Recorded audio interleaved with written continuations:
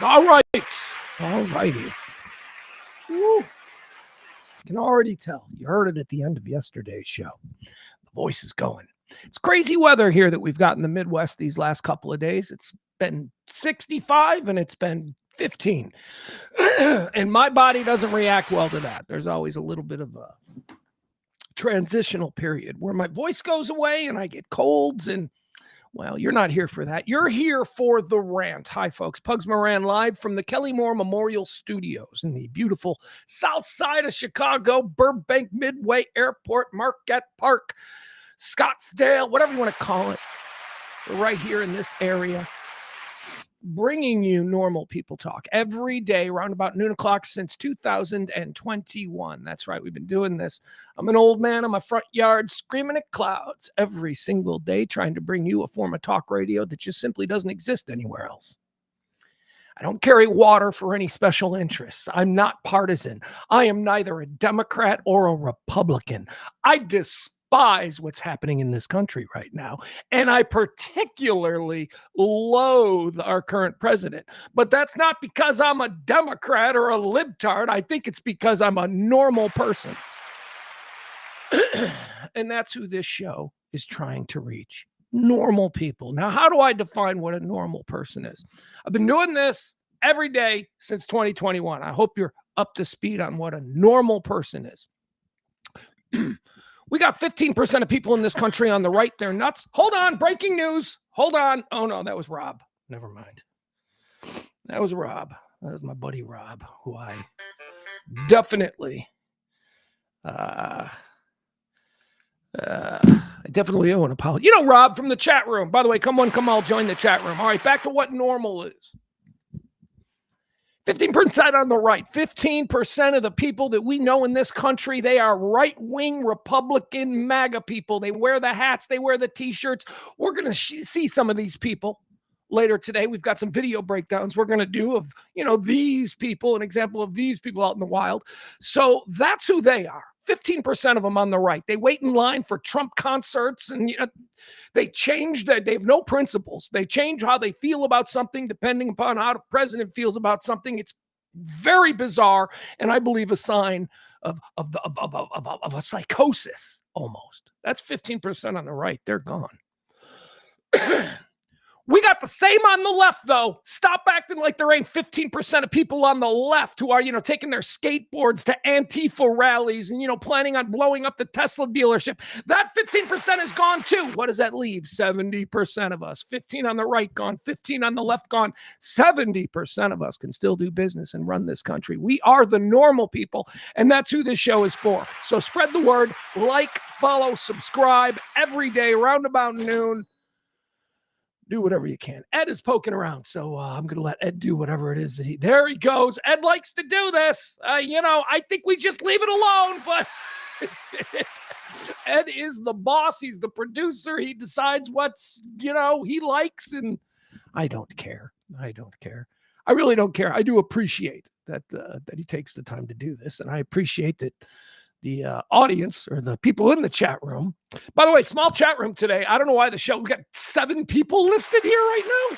Usually we're at least in the 20s this early. What is happening here? Where is everybody? I am monitoring a situation. That's why when Rob just texted me, I jumped to it. Come on, give me this answer. So I've got my sources, right? I've got some friends who know some things, and something's happening with Max Crosby and the Chicago Bears right now. Something is happening right now. It's blowing up on Twitter, so I reached out to two of my people. Here we go. Okay. Unimpeachable source, okay? This is an unimpeachable source. Unimpeachable. There we go. All right. Hold on. Now that was Ed. Now what does Ed say? It's worthless if it's transparent. All right. This is Ed, who is talking about the chat situation, which I'm glad he cares about. I didn't do it the last couple of days because it was just going to revert. But Restream told me yesterday that the settings should stick now. But we'll see tomorrow. All right. Well, thanks, Ed. Appreciate it. Now back to the big breaking news. This isn't a football show, but you know that I'm obsessed with football. I mean, you can't tell now because the black box is covering up my Chicago Bears thing right here. But, Max Crosby, one of the best defensive ends in football.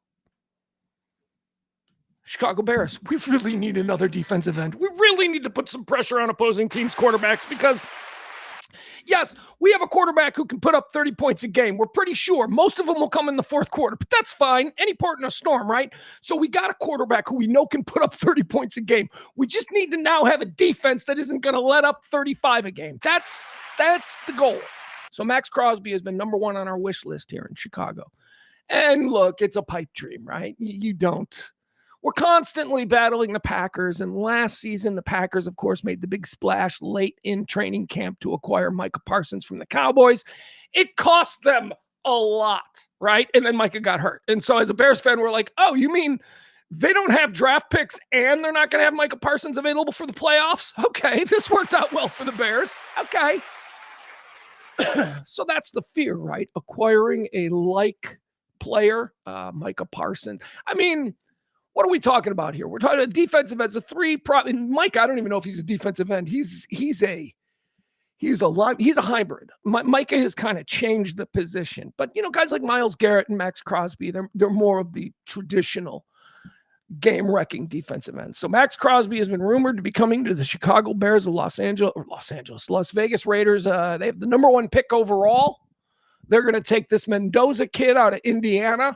The new quarterback, right? So who's that new quarterback going to throw to? They ain't got Dick. They ain't got Dick there. So what they really need, since they're rebuilding around a quarterback, is to get that son of a bitch some kind of professional wide receiver one, and that would be DJ Moore. That would be DJ Moore of the Chicago Bears, who the Raiders have expressed an interest in. So that's what's going on. The Bears and the Raiders are working on a deal. It's been going on since the combine. They were hot and heavy in meetings. And today, according to Twitter, it is popping off. Now, Twitter don't mean dick. Twitter don't mean dick, but I do have some pretty good sources. And my top source, here's what I asked him. I said, you hearing anything on Crosby? Is today the day? Is this happening? That's what I just sent him. Here's what I get. This is what I get from my source. It is heating up. Today could be the day. That's all. All right, so let's keep monitoring that. Do we have CC or anybody sports-oriented in the chat room? Adam, anybody? You guys need to keep monitoring this situation because Max Crosby to the Bears could be announced while we're streaming. And quite frankly, I might stop the show. So maybe you don't tell me.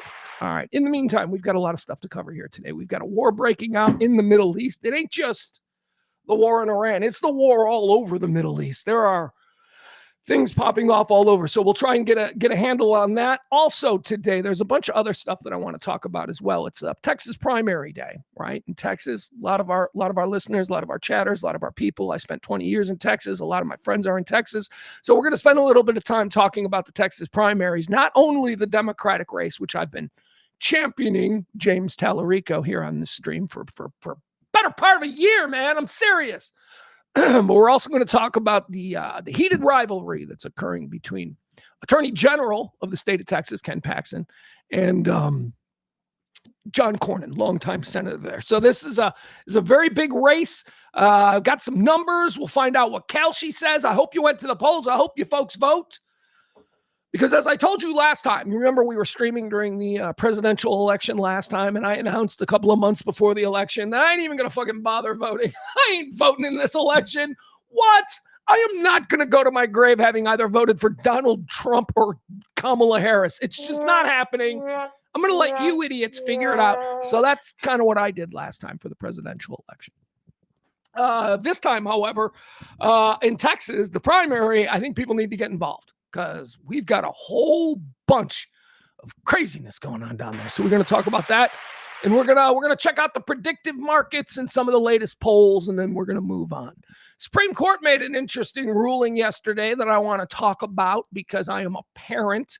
The Supreme Court of the United States ruled against the state of California. The state of California had adopted a law that prohibited teachers from contacting parents regarding a student's gender identity issues. It was the law in California that a teacher couldn't contact the parent. Supreme Court weighed in on that. We'll talk about where they went down, and I'll give you my opinion on the whole thing. Also, another big court case settled early this morning. Another dad was convicted for the school shooting that his son perpetrated. So we'll talk about that as well. What else? Excuse me. I'm sorry. I am battling this cold, but it's so important that we do this show that, I want to make sure that we get this out here. We're going to listen to some audio. We got audio from Bill and Hillary. They testified in front of the Epstein Council last week. So we've got some now audio. Remember, that was supposed to be public. We were supposed to watch it and all that. But now we're being treated to clips that, depending on who the editor is, will serve one narrative or the other. So those clips are out there, and we'll check out some of those. We're going to watch a video. We're going to watch a video of someone being rejected service for wearing a MAGA shirt. We're going to break it down, and we're going to find out who's at fault. Is it the MAGA shirt guy at fault? Is it the person who wouldn't serve them's fault? Is it everybody's fault? We'll investigate. That's coming up. What else do we have? Oh, did you see this? We got some celebrity stuff going on. Chet Hanks, Tom Hanks's ne'er-do-well son. Chet is the bad one. Colin is the good one. Colin Hanks is great. Colin Hanks is a tremendous young actor, and I think he's going to have a long and storied career. He's absolutely fantastic. God, it's got to be hard being an actor in the shadow of a Tom Hanks. Because Tom Hanks is widely considered to be one of the greatest actors of his generation, one of the great Hollywood stars of the past 50 years. And then you're his son, Colin, and you go and do it, and everybody's like, oh, is he as good as his dad? And then over the course of like a 15-year, 20-year career for Colin Hanks, we're all like, yeah, he might be as good as his dad. Then there's Chet. Chet's being banned from re-entering the country, and we may have to add that to the short list of things Trump has done that I like. We'll explain the situation surrounding Chet Hanks. Also, and here, this is the last thing that I'll tease you with. At the end of today's show, you guys can leave if you want. I don't care. At the end of today's show, and I'm actually thinking that I might end the show and then just come back and do this as its own show. You guys ever fall into YouTube or Wikipedia or Google holes where, it's the kind of thing where you start out trying to figure out who this actor is in this movie that you're watching, and then like within 10 minutes, you find yourself completely engrossed in the history of how rubber is made. It's like a wiki hole. It jumps from one thing to another, and you don't even know where you started. You're like, how did I start here? It's like, it's almost like, 6 degrees of Kevin Bacon, except, it just happens every day. So I fell into one of these wiki holes, one of these wiki/YouTube holes / Google holes yesterday. And it started because somebody triggered me with a stupid freaking video, right? So this is going to be at the end of the show today. I'll do this, and it's weird. Trust me, if you stick around for it, it's not sports or anything, but it's not really news either. It's just going to be me commenting on a very weird situation that nobody has ever talked about. Okay. So it started with me being triggered yesterday by a video. And the video triggered me, and then I started doing a little research on the video that I saw, the viral video, and then it led me to just... Do you guys know who Charlotte Gainsborough is? Charlotte Gainsborough. It may not be a name that you're really all that familiar with. Here, let me show her to you. Show her to you. Here she is. This is Charlotte Gainsborough. Now, Charlotte Gainsborough is one of my favorite actresses. And again, we're going to do this at the end of the show, so I'm just kind of teasing you with it right here. So Charlotte Gainsborough is one of my favorite actresses. She works with one of my favorite directors almost exclusively. If you're familiar with the films of Lars von Trier, then you may know this woman right here, Charlotte Gainsborough. She is a French and British actress, but mostly like French and foreign language films and all that stuff. But she has broken through. She has done a number of English language Hollywood films, almost always indie films, art house films. She's very highly respected as an actress. Again, Lars von Trier is how I know her. She is the star, one of the stars of co-star, I suppose, of one of my favorite films of all time called Melancholia. If you're unfamiliar with Lars von Trier, good. You're not supposed to be, oh, I heard this guy Lars von Trier, I want to watch a film. That's not how you're supposed to find Lars von Trier. Because if that's how you find a Lars von Trier film, you are going to fucking hate that Lars. It's just, he makes weird films, famous for his trilogy of films, all starring this woman, Charlotte Gainsborough. Melancholia, which is one of my 10 favorite films of all time. If you have never seen Melancholia, holy shit. Do not be in the throes of a depressive spiral when you see the film Melancholia. Followed up Melancholia with the Antichrist, which was another very big, controversial Lars von Trier film. And then Nymphomaniac was the third in the trilogy. Anyway, Charlotte Gainsborough starred in all of these. She's a terrific actress. That's her right there. Well, you don't recognize her. There she is. She does a lot of stuff. She's a great French actress. Okay, so I told you I fell in this freaking wiki hole yesterday, and I wound up deep in the life of Charlotte Gainsborough and her iconic mom. We'll tell you about that. Anyway, holy crap! Holy crap! The shit that is just widely and openly known about Charlotte Gainsborough. I can't believe it. You're going to be shocked. And I'm going to save it till the end. Because it's like, let's get all the other stuff done. And if we still got a little energy, let's get into this. Because this is a crazy story. All right, all that and more coming up today. Tell your friends, like, follow, subscribe, do all that good stuff. Let's check out the chat room. Let me see who was in here first. We'll do our magic mirror romper room style. Let's see here. I see Taronda. I see Maddie. I see Barney. I see the Textua. I see. Oh, no. I did it again. I hit the wrong button and this crap happens. Let me go back. Oh, sorry. Gonna remove all that. All right, we're back. And I still don't have the rest of my chat room open. Okay, let's. Oh my God, Ed's gonna kill me. Ed's gonna kill me. Ed's gonna kill me. All right, it didn't stick. There we go. We know. They said it would stick, Ed.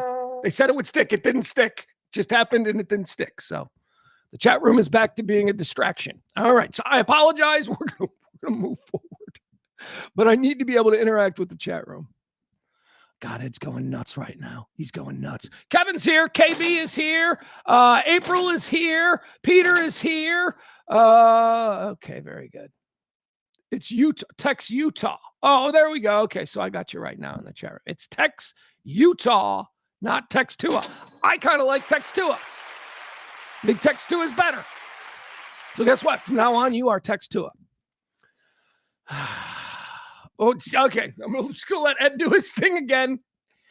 Ed, here's what's probably going to happen, and Ed will hear this 30 seconds from now. What's probably going to happen is at some point in the show, the computer will do the thing that it does, and it will go black. The mics will go off, the camera will go off, the Zoom box will become disconnected momentarily. I'll have to put that back together. And then this will be a situation you'll have to come do again because it didn't stick. It didn't stick when we just had the chat go away. All right, there we go. Let's see here. Okay. All right, here's Ed. We'll talk to Ed. He's going to yell at me. You'll see. All right. Yeah, Ed. Hi. I have a question. Yeah, go ahead. You say you need this thing here so you can interact with the chat room, yet the chat room is right here. I'm looking at your screen. See, this is the chat room. Right. This is the full interactive chat room from everywhere you're streaming. Okay. It does not need to be here where nobody reads it. Agreed. It's right here. Agreed. Let me ask you this. Okay. If this is what's good, that's good. That's fine. We'll stay here. Can the chat room interact with each other? Of course. All right. If this is good, then this is good. I don't care. I'm totally fine. Do you see all these, everybody's, and I apologize to everybody who's listening to this, who's watching, who cannot see what we both see right now. You see these tiny little icons next to the avatar? I do.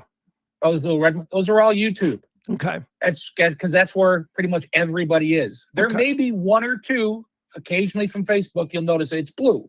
The people on YouTube cannot see the Facebook ones, and the people on Facebook cannot see, which is why the unified chat was nice when it worked. Right.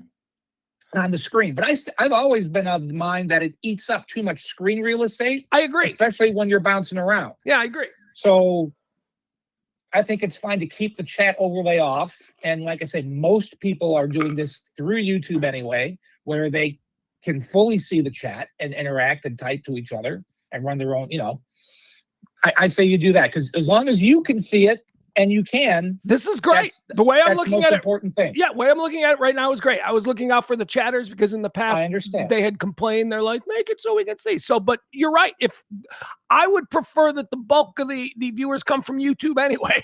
So that's where I want them watching. So, whatever. That's fine. If this works for everybody, then I'm good with it. Just keep this little toggle switch off that Gotcha. says show on streams. Keep that off, and everybody can have access to the chat in whatever program they're using. Barney says we don't want to talk to Facebook trash anyway. There you go, Barney. All right.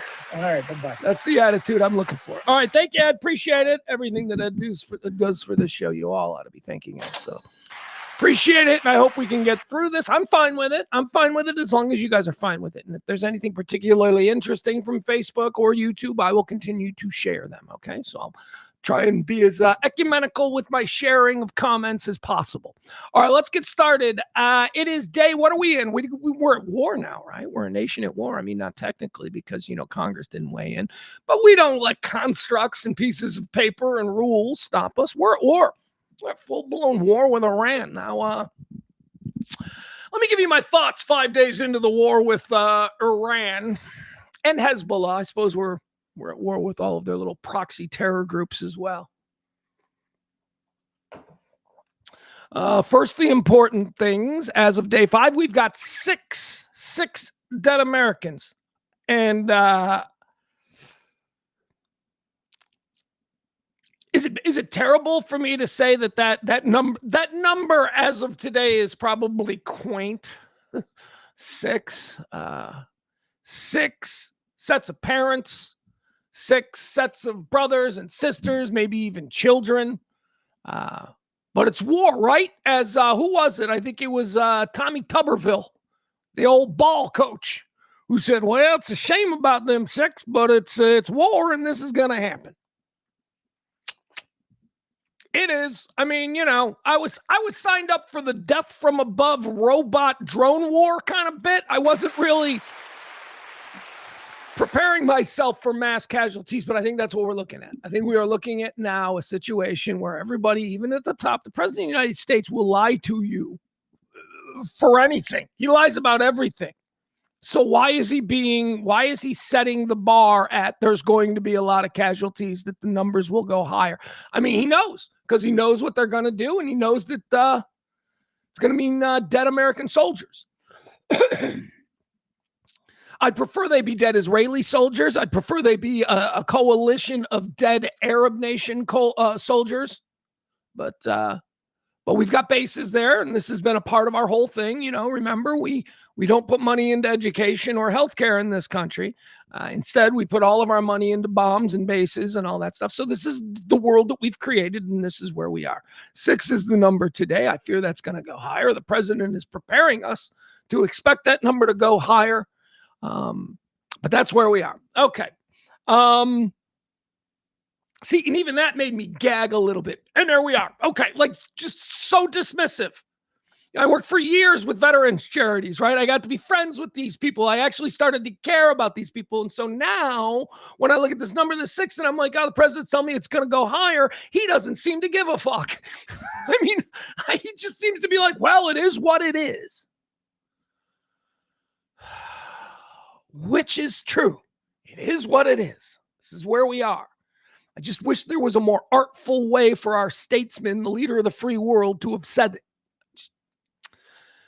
Here's the other thing that I'll say about this war, and I've been following this thing since it popped off late Saturday night. Actually, not true. I've been following this thing since it popped off late Friday night. I didn't really get on board until Friday morning, or Saturday morning, I should say. But I've been following it pretty closely. And this is a hard war to follow. this is not easy to follow. There are some things that are happening that have never happened before during these kinds of situations. Like, I'll give you an example. There is a network of live cameras, live streams, just static live cameras all across the Middle East. And, I've become accustomed with a lot of these live cameras over the years with different bombings and situations. You got Jerusalem, Tel Aviv, you've got the West Bank, Gaza, Lebanon, right? You've got all these static cameras. And so this network of cameras has been set up for years, for all of these things. But now, also it should be said that if you are trying to follow the war, you have to rely on these cameras. I mean, unless you just want to watch Fox News or CNN and get it like 2 hours after it actually happens on the live stream, that's fine. But I like to be watching it as it unfolds. And Israel has begun pulling the plugs on their cameras. Ugh. So this never happened before. You used, if there was something going on, if Hezbollah was launching missiles into, Haifa or wherever, the cameras would show, you'd hear the sirens, and then you would literally see the bombs coming in. I told you about this at the start of the war. You would see the bombs coming in. You would see the interceptors go up. You would actually be able to watch the war. Well, now Israel in the last 24 hours has begun pulling the plug on their live streams as soon as the sirens go off. Why? Honestly, I'm wondering, why are they doing this? Are they trying to control the understanding of what is actually happening? Like, because these cameras, remember, these cameras are in Israel. We don't have cameras in Iran. I don't know that their satellites and internet is working there anyway, but we're not getting live streams from the center of Tehran. We're getting Iran's response.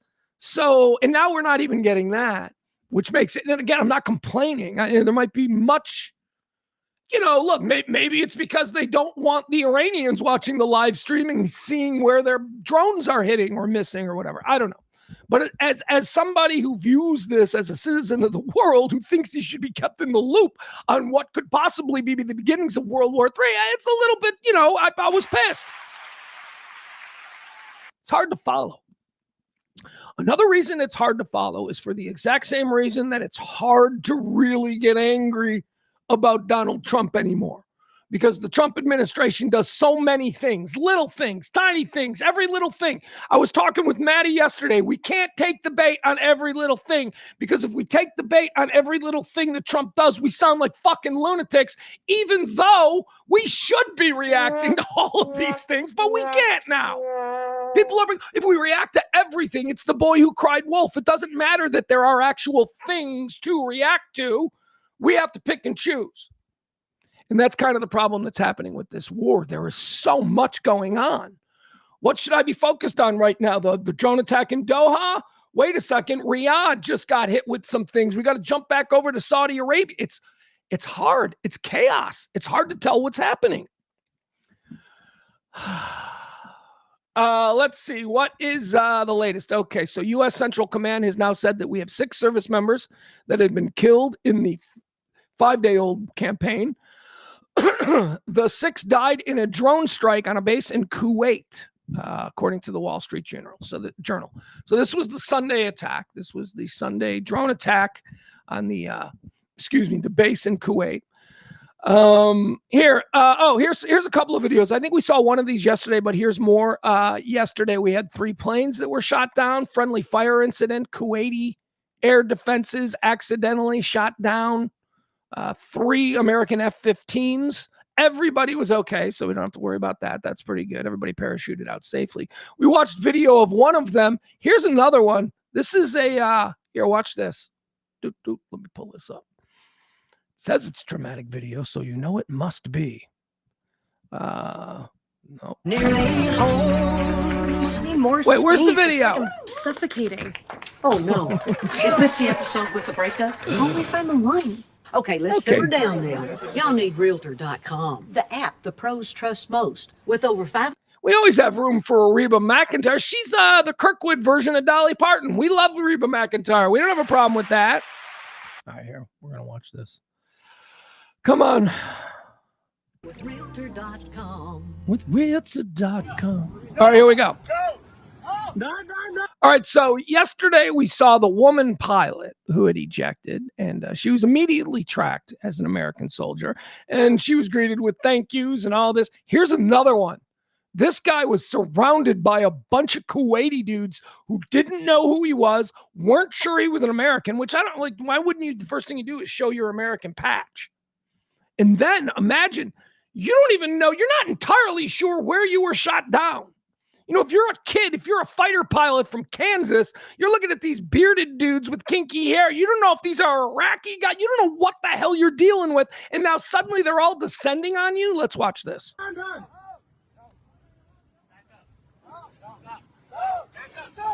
This dude is waving a pipe at him. Look, here's this plane in the background. This dude is waving a pipe. This guy is filming the soldier, the pilot.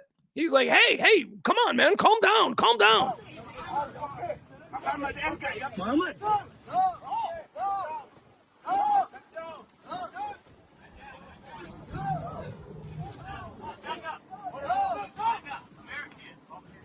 I just heard him say, American.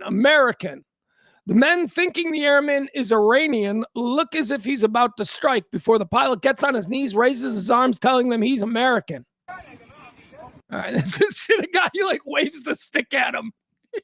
He says, I'm an American. And the dude waves the stick at him like, yeah, I still don't like you, but I guess you're on my side right now. The guy in the white, watch him, the way he waves that. Yeah. Okay, you're lucky.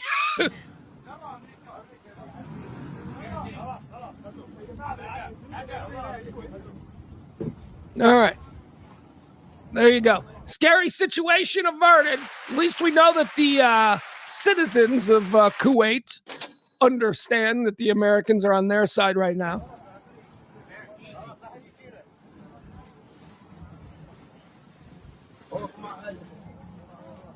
What are those, Fords? What kind of trucks are those? Did you guys notice? I always thought Toyota was the big seller. ISIS really dug Toyotas. You're fine? All right, here's the other one. This is the woman we saw yesterday. This is the female pilot who was greeted as a hero. Really? You need something to help you? No problem, you're safe. You're safe. Everything good? No problem. Thank you for helping us. Everything perfect? And here's footage of the... There it is. All right. All right, there's some video. I mean, that first guy surrounded by a bunch of those dudes going, go. I mean, that's got to be scary, man. And you got to think about, all the times that has gone the other way. I mean, think about John McCain parachuting out over Hanoi, falling into like some park, like the Central Park of Hanoi, and then being drug out of the water and beaten with bats by a whole bunch of Vietnamese. I mean, it could have gone a lot worse. That was good to see. The other big story yesterday was we had a hit. Apparently, the Saudi Arabian embassy, the United States embassy there in Saudi Arabia, Riyadh, was hit last night. Here's some video of that. Nobody, by the way, I don't believe there were any. It's not that I don't believe. What's going on here? Where'd that video go? Did I lose the video? No, man. Maybe I lost the video. Okay, hold on.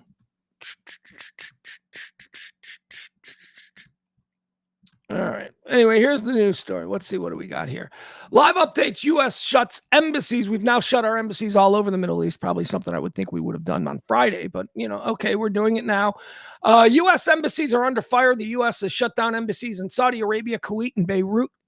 Saudi Arabia, Kuwait, and Beirut amid drone attacks as Iran retaliates across the Middle East.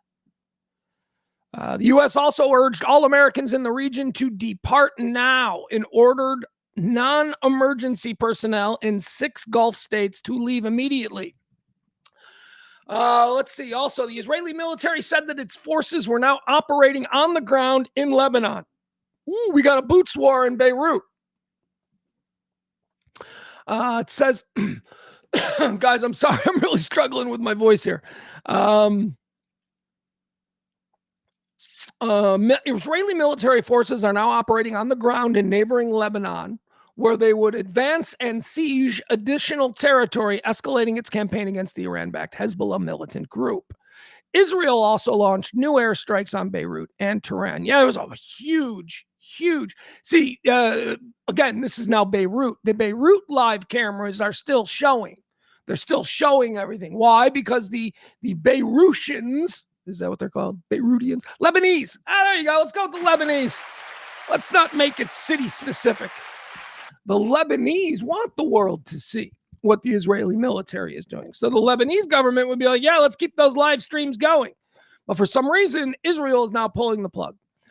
It says here, President Donald Trump said that the conflict could last weeks and wars can be fought forever with America's stock of munitions. This is something nobody wants to hear. He's not like, it could last a couple of weeks or it could go on forever with all the shit we got. Have you seen how stupid and sick the American citizens are? Oh, yeah. Well, times that by 10. That's how many bombs we got. President Donald Trump said the conflict could last weeks and wars can be fought forever with America's stock of ammunition. After Defense Secretary Pete Hegseth vowed the conflict would not be endless. Hegseth's like, it won't be endless. And then Trump comes out and goes, but it could be. He doesn't care. He doesn't care. This is what absolute power looks like. He doesn't give a fuck. Hundreds of people have died across the Middle East. Iran's Red Crescent said, I don't know what Iran's Red Crescent is. Is that like the Red Cross? I guess. Yeah, because Muslim is crescent, Christian is cross. Oh, I get it. So Iran has a Red Cross. They just call it the Red Crescent. Iran's Red Crescent said nearly 800 people were killed in Israel and American strikes. So 800 people were killed by Israel and America in strikes. 6 U.S. service members have died in action, and 11 people have been killed in Israel through Iranian retaliation. Oil is up. Oil is real expensive, and the stocks are dying. Stock futures plunged and energy prices soared. Those are two not good things. But thousands of travelers remain stranded after days of cancellation and airspace closures. Okay, so that's what we're dealing. Let's see here. Well, okay. Well, no, we'll let Ed get in here since he's worked so hard getting the chat. Ed says there really aren't many from Facebook. Okay, that's not what we. Sorry, I gotta learn to pre-read. Ed says, because the enemy could be looking at the cameras, seeking instant feedback on any attacks. Yeah, that's one of the things that I think I said there when I was talking about. I think that might be, it's almost like when there's a police standoff. I'm a scanner guy, so maybe this is only something scanner nerds understand. But when there's a police standoff, all of a sudden the scanners will go dead because they recognize that the people inside who are standing off with police might also be listening to the scanners and hearing where so it makes sense. Barney says it's possible Iran is gaining targeting insight from the cameras. Yeah. Barney, who is this? Is this Barney too? Barney says, why is that an Iranian flag that Barney is flying? What? Barney, what are you doing? You apex troll. What's going on here? Marty says, why were we flying antique jets over Kuwait?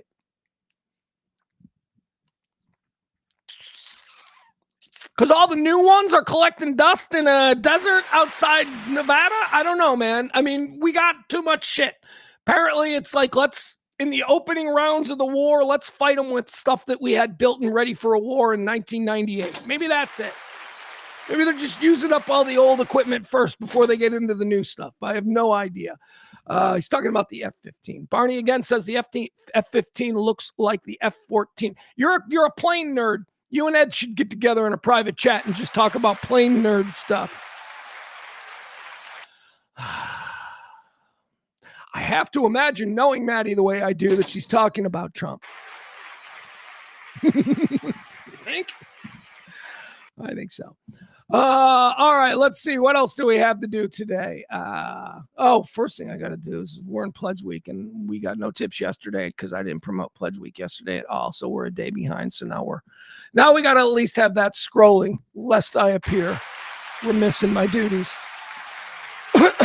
All right, so that's war stuff. Anything big happens while we're on the show, we'll certainly stop and start to cover it. So you people in the chat room, let me know. Those of you who have my text, be sure and let me know via text should something big happen.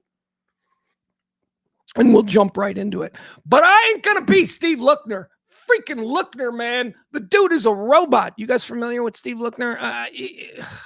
Once again, doing the absolute best coverage of anybody in the world, anywhere, agenda-free TV.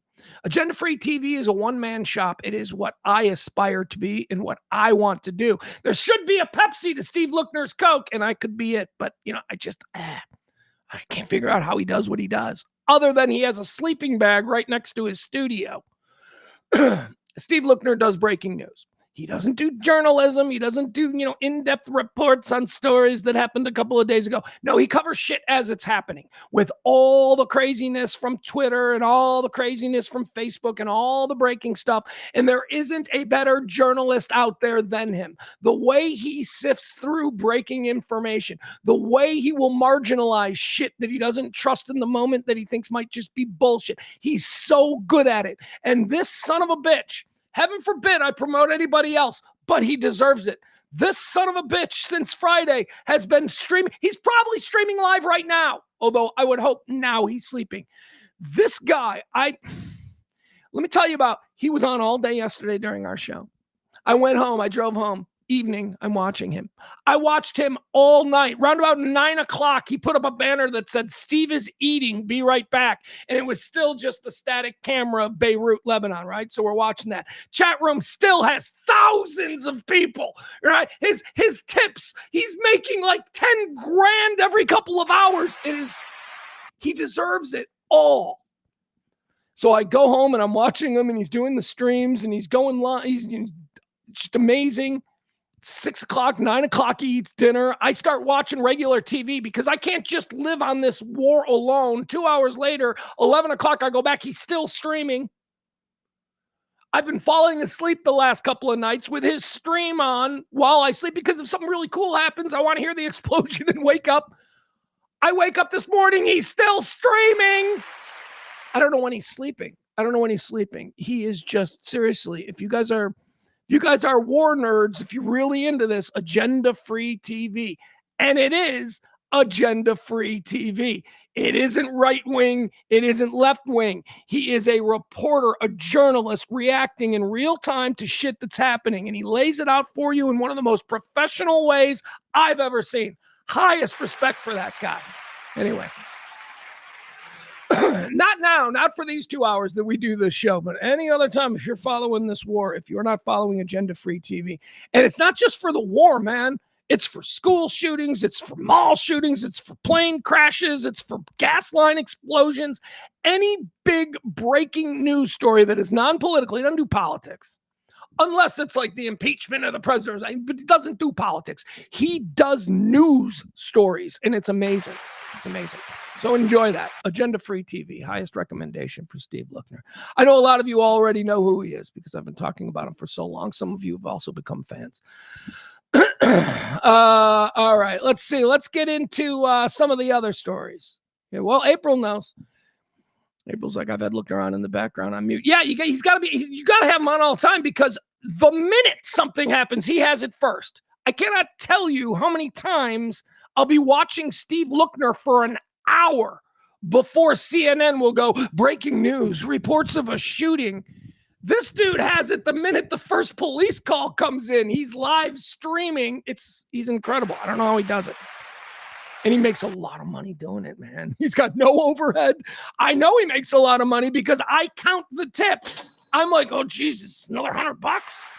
Good Lord. He's terrific. He deserves it all. This is not sour grapes. He's aspirational. All right, let's see. Let's talk about the Supreme Court. The Supreme Court yesterday made a really big ruling Probably upset a lot of people, but let's talk about exactly what this is, okay? I think I teased a little bit of it here in the start. Supreme Court blocks California restrictions on schools notifying parents about students' transgender status. Parents and teachers who oppose the state policies sued, claiming their parental free speech and religious rights were violated. Let me give you the story here. We're going to get into this. The Supreme Court on Monday barred California from enforcing state rules that restrict when schools can notify parents about a student who comes out as transgender and requires teachers to use children's preferred pronouns.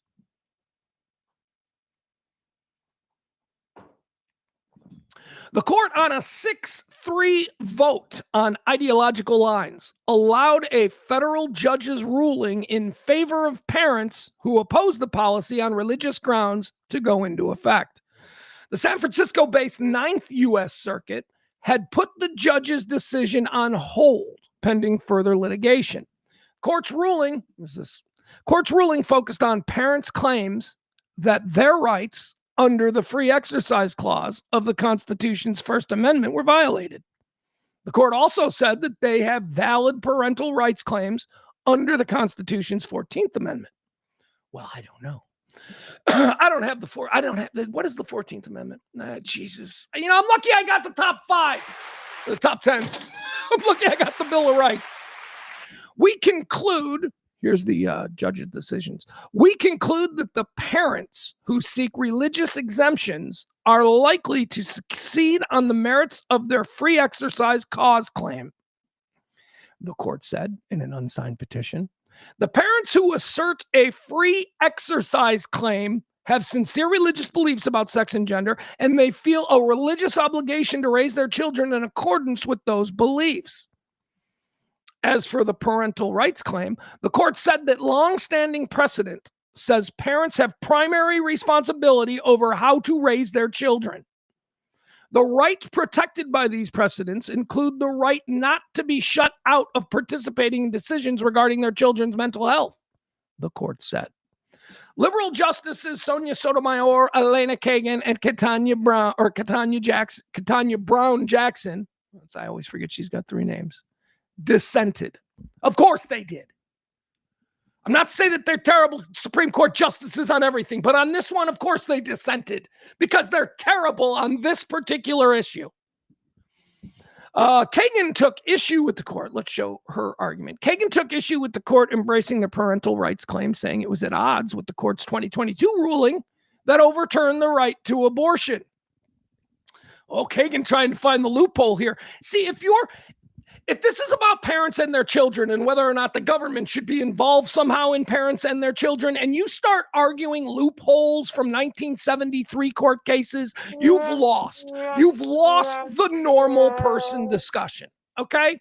And that's what these 3 did. It was 6-3 in favor of the people who said this. And this is what the Supreme Court said. They said the state of California has no right to mandate what a teacher can do when it comes to her talk with the parents. Because remember, here's the law in California. The law in California was that if a student comes out to her math teacher as transgender, that teacher was barred, not allowed, illegal for that teacher to contact the parent and say, hey, I had a conversation with your kid and it's pretty serious and maybe we should all talk about it. That's illegal in California.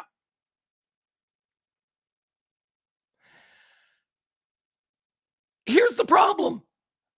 What if that teacher and those parents, what if they have a long-standing relationship? What if you cannot tell a teacher that they cannot do what they feel is in the best interest of the child? And we can't just default to the best interest of the child is whatever the teacher and the student decides. That is not how it's done. Parents must be included. Now, if your fear is that they've got asshole parents, well, okay. Assholes can have kids too. It's not up to the state to determine how we manage that situation. If there are some jerk off parents who are like, yeah, my kid's fucked up, but he's just faking and stop acting like a girl. If those parents are jerk offs, they're still parents and they're right. The covenant between them and their child is protected morally. And no state agency, be it a public school teacher or anybody, should fucking get in the middle of that. Now, here's the problem. If a student is going through a crisis and they're having this gender identity thing and they come to their teacher because they have a relationship with the teacher and the student says, please don't tell my parents. Well, the student doesn't have to say that because as the law stands right now. All I'm saying is if there is a special relationship between a student and a teacher, this ruling by the Supreme Court that says the law in California is wrong will not be affected. A student and a teacher who have that teacher will do what is in the best interest of the child, hopefully, without the state of California saying, if you feel it's in the best interest to reach out to the parents on this, you'll be in violation of the state law.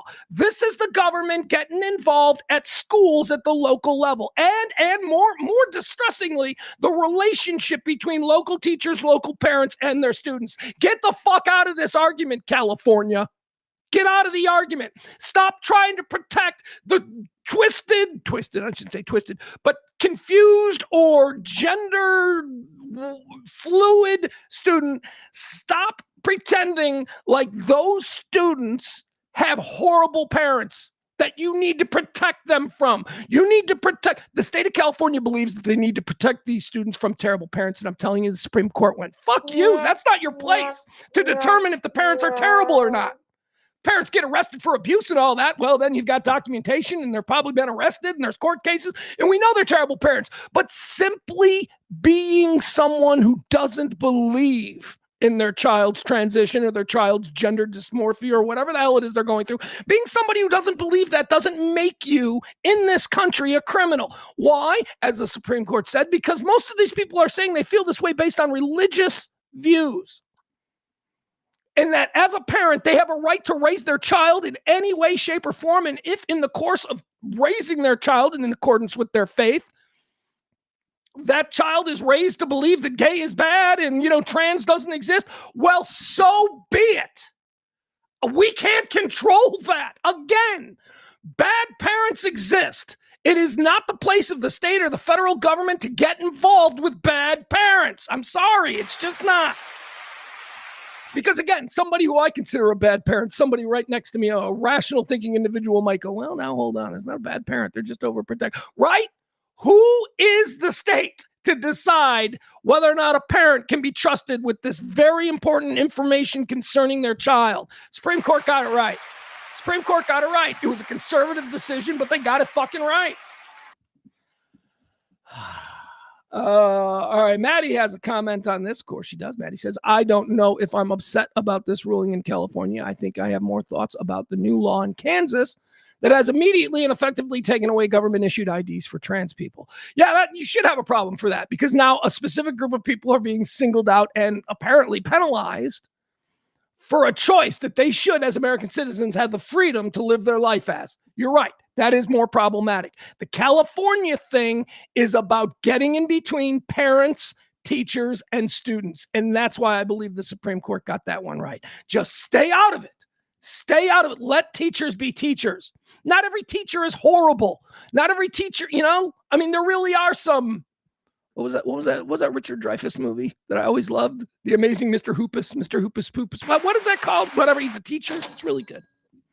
I know Adam's going to have an opinion on this. Adam says, should the government be involved in things? No, Adam says. I bet teachers don't even want that responsibility. Yeah, you're putting something on a teacher. If a teacher thinks it's in the best interest to talk to the parents, they can't be barred from doing that by a law. That's the long and the short of it for me. It's the shitty parents who chastise and abuse their kids into going to people that they trust. Adam, you and I can agree that there are shitty parents out there, a whole lot of them, but it is not our job to somehow mandate what we think a good parent is upon them. You just got to let people be shitty parents, man. That's all a part of freedom too. And if these shitty parents are leaning on some religious faith or something to justify it, well, now we're talking about America. And now they're allowed to do that. They're allowed to use their religion in these ways. And that's why we have a Supreme Court. We let the Supreme Court sort it all out. I think they got this right. I really do. I think they got this right. I just don't like the state being mandated. I don't like the state mandating relationships that ultimately is in the best interest of our children, right? Anyway, we'll move on. That one got me hot. All right, let's keep going here. What else do we have? We've got another court case that I wanted to mention. This one broke this morning. A father, is this down in Georgia? Georgia, where's these things? Yeah, it is. A father down in Georgia. I'll give you the story. Excuse me.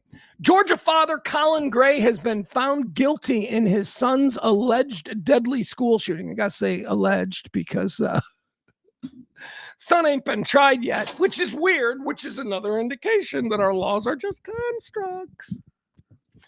This dad has today been found guilty of enabling his son to go do a school shooting where people died.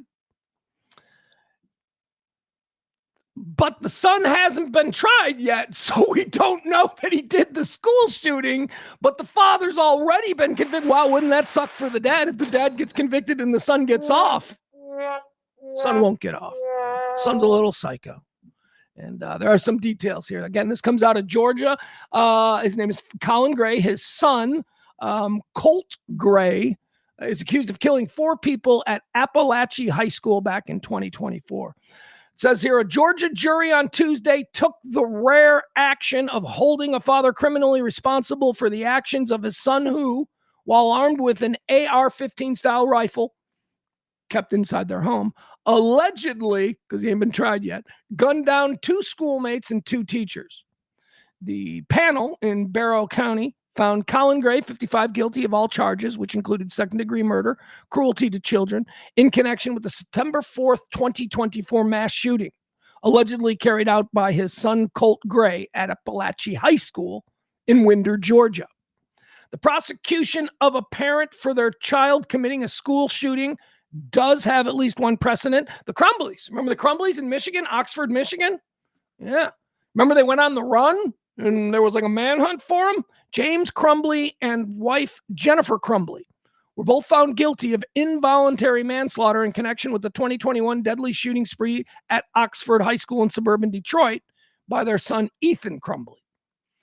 Colt Gray's mother had cited the Crumbly's case when she urged that her son's access to guns should be cut off before the 2024 mass shooting.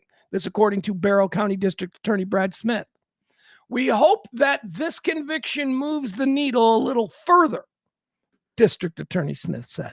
I think you saw in this case that the mother actually reviewed what happened in Michigan and then said, as a result of that, asked her husband to remove the weapons.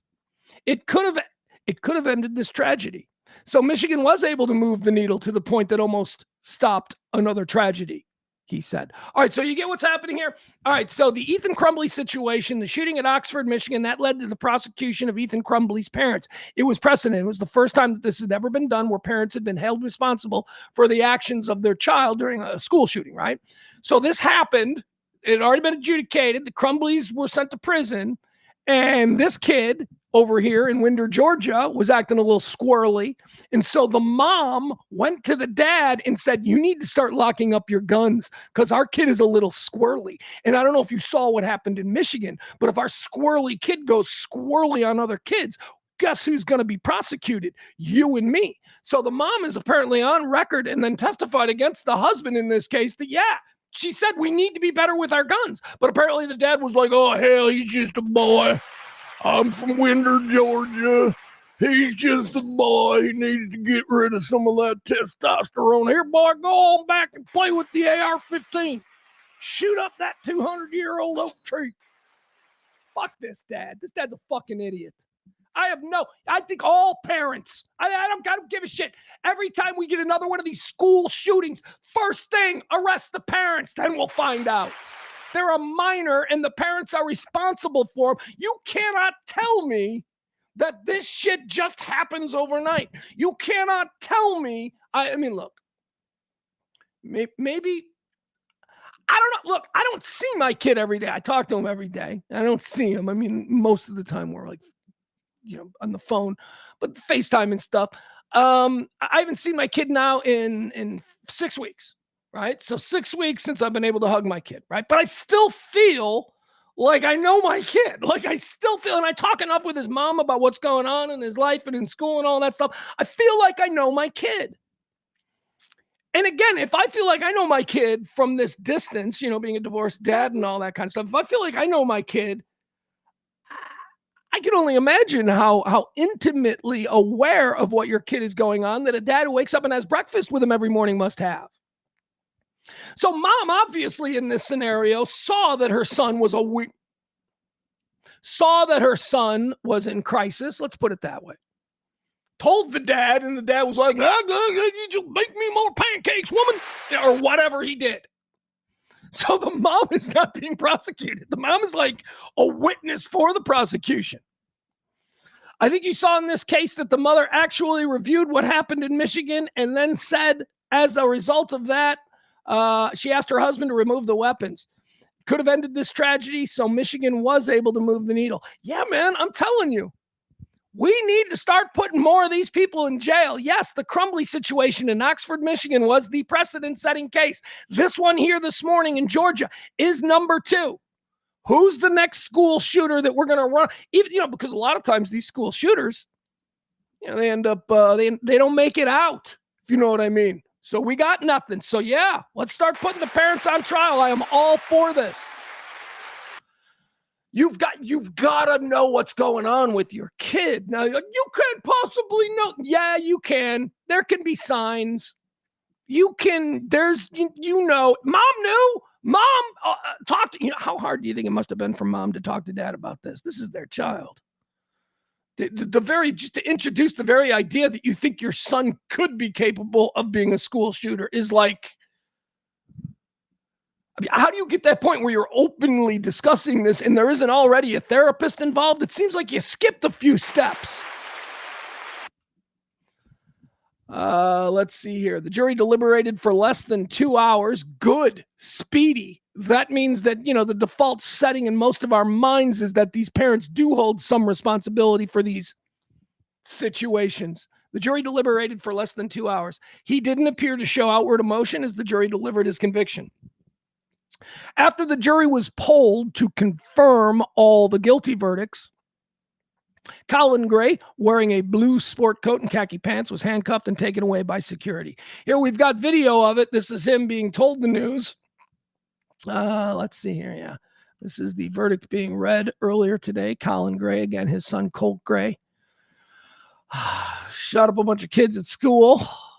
Here we go. Let's watch this. 24-CR-593-P, jury verdict. Count 1, murder in the second degree. We, the jury, find the defendant guilty.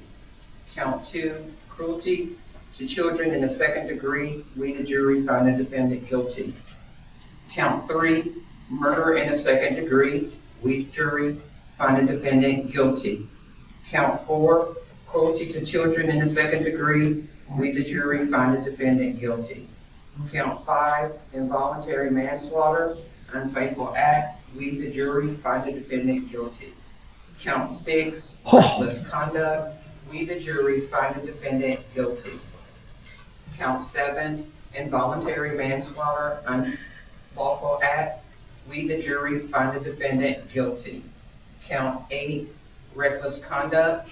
We, the jury, find the defendant guilty. Count 10, cruelty to children in the second degree.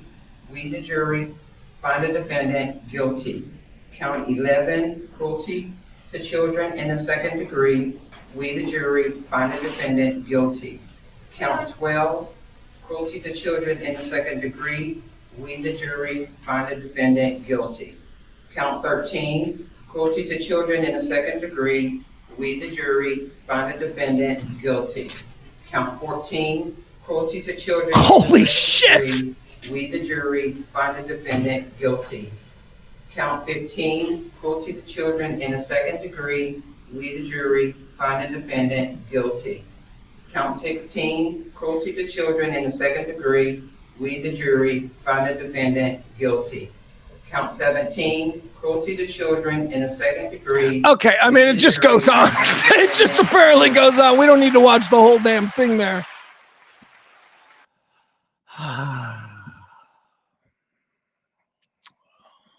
I'm closing out some windows here. My heart doesn't break at all for him. I mean, as a father, I don't look at that man. Now, maybe it's because I'm projecting a whole lot of real unattractive character traits onto him, right? And so I'm like, oh, he's probably one of these dads that, just never fucking spent any time with his kid. Didn't give a shit about his kid. Mom did. Mom apparently, was like, hey, our kids, maybe we should lock up the guns. And dad's like, leave me alone. Give me another beer, woman, right? That's what I'm projecting on him. I don't know that's the case. What I do know is that there were people who said that there might be a problem with the kid and he still left his guns hanging around and let his kid have access to the guns and all that stuff. So I've got no sympathy for that guy. I don't know how long he's going to go to jail. The two stories that I read didn't say anything about how much time he's facing. So if we can find that out, that would be interesting. All right, let's continue on. What else do we have here? Father found guilty. All right, here we go. It's a big day in the state of Texas. Let's talk about Texas politics. Why? Because it's certainly in flux. It seems to be in flux. We got two very, I don't give a shit about the governor's race. Are we worried about who cares? We'll worry about the governor's race, whatever.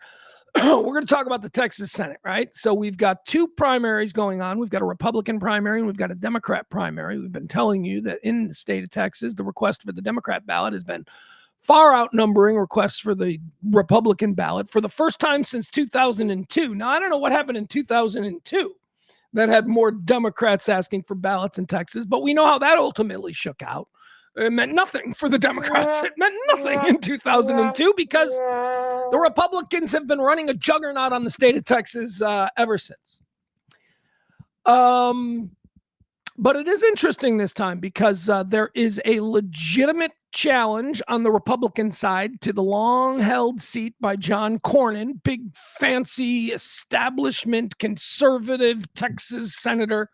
John Cornyn's been there my whole life. I don't remember John Cornyn not being there, a senator from Texas. He's, of course, the counterweight to Ted Cruz. Just like, okay, so your choices for senator in Texas is Ted Cruz, say no more, and John Cornyn, who is just everything that before the crazy politicians emerged, what we used to hate about politicians were the ones who were so obviously bought and paid for. And that's who Cornyn is. Cornyn is the old school bought and paid for, senator who's going to do exactly what his benefactors ask him to do. And then you got Cruz over there. He's a wild card. So what we do have for the first time ever, though, in the state of Texas is an opportunity to upset that long-established apple cart of conservative representation at the Senate level there in Texas. And we've got a real fight going on in the Democratic primary as well. So between the Republicans, we got John Cornyn being challenged by Ken Paxton. And, this is just you Texas conservatives. Look at the bed you've made. Look at your choices. This is, if you are a Texas conservative, dyed in the wool, you voted for Cornyn like 50 times. Look at what you've got. Ken Paxton, who is a problem. Even the people who are like diehard willing to overlook everything, Ken Paxton isn't good. He ain't good for you. You'll vote for him because you're being told to. By whoever you listen to on YouTube or on the streams or on the radio, you're being told to support that guy. So that's going to be a fun little race. I do think that Paxton is going to win. I am hoping that Paxton wins. I mean, that's for me. I so want Paxton to win because Paxton's not electable at the state level here. I know what you're saying. Oh, Pugs, what are you talking about? The man has run at the state level his entire career. He's obviously got machinery. This is different. When you're talking about a federal Senate seat, it's a way different kind of run and a way different kind of campaigning. So I do not think that John Paxton, please, Chicago Bulls. I do not think that Ken Paxton has a chance of beating either of the Democrats. I really don't. And this is where I think John Cornyn does. I think that if John Cornyn beats John Paxton and John Cornyn is the Republican, I think that people can take a deep breath and go, well, let's just keep voting for the same guy we always did. He's consistency. He's the devil you know. So if Cornyn beats Paxton and becomes the Republican candidate for the Texas Senate, I think Cornyn has a very good chance. It'll be a competitive race, but I think Cornyn will probably win. I don't think Ken Paxton has a chance of winning if he's going up against either Jasmine Crockett or James Tallarico. I really don't. And that is what Republicans at the national level are freaking out about. Republicans at the national level, the Republican Party, the GOP, they are putting all their money behind Cornyn because they want Cornyn to win, because they believe that in a general, Cornyn has the better shot at taking on these Democrats in Texas than Paxton would, because Paxton is so flawed. Paxton is so flawed. Well, you're seeing it with the Cornyn commercials. So that's what's happening there. Right now, let's check out what is happening. Let's look at the polls, okay? Because the one that I'm really interested in is the Tallarico-Jasmine Crockett match. That is the primary contest between James Tallarico, who is a state assemblyman, and Jasmine Crockett, who is a congresswoman from South Dallas, so Duncanville area, somewhere in there. All right. Started out, it wasn't even a contest. Remember, it was Jasmine Crockett was like running away with it 6 weeks ago. And I started telling you, I started saying, you guys, as soon as people hear this Tallarico guy speak, it's going to be like wildfire. As soon as people get a load of his energy, it's going to be like wildfire. He is an ice cold beer on the porch after a hot August lawn mowing. That's what James Tallarico is politically to me. He's just like so refreshing and so different than all the rest. Yes, he's running as a Democrat. I don't know that he is what, people think, the Chicago liberal Democrat. I don't think he's that. I think he's got real sort of Christian-based morality there. But see, he's a Jesus guy. He's not a mega church, give your money, Erica Kirk, exploding pyrotechnics Christian. He's a Jesus guy. He's like, well, remember when we all used to do what would Jesus do? And then we all stopped doing it because that was really fucking hard, because it turns out Jesus was like a really high bar to set. Yeah, well, Tallarico still kind of lives that way, I think. That's the vibe I get from him. His interpretation of Christianity comes straight through Jesus, not through the pulpit, not through evangelicalism, not through that stuff. So that's why I think he's interesting, because he is running as a Democrat. He's like an old Democrat. He's like a Democrat from the 1960s. He's, who's like goes to church and loves Jesus and all that, but also, backs the Kennedys. When I imagine the Southern Dixiecrats, a lot of them left. Some of them stayed. Lloyd Benston, people like that. All right, let's see here. No way, he wasn't a Dixiecrat. Lloyd Benston came after that. I don't know, whatever. I'm free balling here. Free association. Let's take a look at some of the polls here, because as I told you, Jasmine Crockett was running roughshod all over him in the early days, but now it's kind of changed. Now, what do I like to use for polls? I like to use realclearpolitics.com, okay? They have a long-standing reputation as being one of the better sites to view all the polls, and they do all the polls. If a poll has been put in the field and there are results to be publicized, Real Clear Politics is the place to go. Just go to realclearpolitics.com, go over to the left at the top banner, and you'll see where it says polls. Just click on polls. So that's what we're going to look at today. We're going to see where we are. We're going to go back a little bit. Actually, no, let's see where we are right now. Okay, so let's look at the latest polls. Is it okay being that small? I think it is. All right, here we go. So this is from today. Today's polls. President Trump job approval. This is a Rasmussen. This is the best poll I have seen for Trump in a very long time. He's only at +8 disapproval. He used to be close to 20 disapproval. He is for a war that everyone's against. He seems to have, at least in this Rasmussen poll, done pretty good. But we don't care about that. What we care about here is the Texas primaries. Let's see here. All right. So yesterday, they put some polls in. Texas Senate Republican primary. This comes to us from YouGov. What you need to know about YouGov is it tends to be younger. YouGov tends to be a younger sample size. 2026 Texas Senate primary Republican. Paxton, 36. Cornyn, 32. Hunt, 17. That's Paxton plus 4. Plus 4 as of yesterday. That's within the margin of error. That's a scary race that can go any way. Here we go. The Democrats, 2026 Texas Senate Democrat primary, YouGov, again, trends younger. Tallarico, 53. Crockett, 40. Tallarico plus 13 by YouGov. That's important. And why do people put a heavy... YouGov is one that they look at as being an important poll for a couple of reasons. As I told you, its sample size tends to be younger.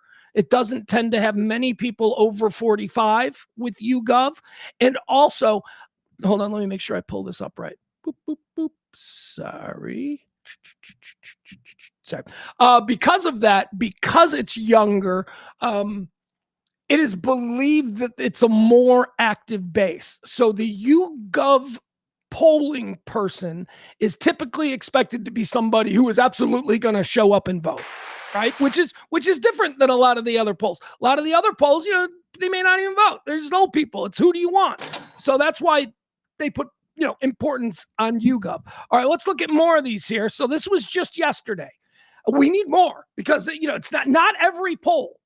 Hey, Tallarico supporters, not every poll today has Tallarico up 13, okay? This is just YouGov. This is just typical. And it's, by the way, this isn't in their, bylaws. Oh, we're a young people. No, it's just something that poll watchers know, that YouGov tends to be younger. So what else do we have? Here was another one. Okay, so on Sunday, another poll was revealed. This is Emerson. Emerson poll on Sunday. Now, Emerson is a more... wide-ranging poll. Okay, Emerson is another one of the good ones. They've been around forever. Emerson is also more of like a how would you say higher educated. Like Emerson, I don't know where they do their polling or where they get their calling lists from, but Emerson is thought to be smarter people. Okay, that's all of these different polls. It's why they have different polls. All of these polls have a specific demographic target. So you got to know that going in. All right. So Emerson, 2026 Texas Senate Republican Party. Emerson has Paxton up by 4. That's exactly what YouGov had. Right? Again, inside the margin of error. Texas Senate primary Democrats. This one is tighter for Tallarico, but still, Emerson has 2026 Texas Senate Democratic primary. Tallarico 52, Crockett 47. This one has Tallarico up by 5. El Paso, whatever the El Paso newspaper is. The El Paso newspaper yesterday published their poll. They had Crockett up by 4. 4? I think it's 4. Might have been more than 4. Anyway, these polls, every poll has the Republican primary a dead heat within the margin of error. Every poll does not have that on the Democrat side. There are a number of polls that has it tight, but there are also a number of polls that have Tallarico winning by a large margin. So I don't know what any of that stuff means, but man, has he gone on a run. James Tallarico was not even being competitive a month ago. I mean, he was getting dusted by Jasmine Crockett by 20 points. I told you, man, all we needed was for people to hear this guy. He connects with people. He is unique. He is original. It doesn't matter if you're a Republican or a Democrat or an independent. When you sit there and you listen to this guy, you go, God, he doesn't seem like a fucking shady thief the way the rest of them do.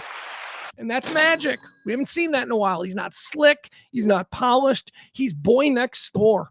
He's, he took your niece to prom. That's who he is. He's that guy. So get out there. And if you want real change, I'm telling you, I endorse Tallarico. Well, you know that. I've been championing him forever.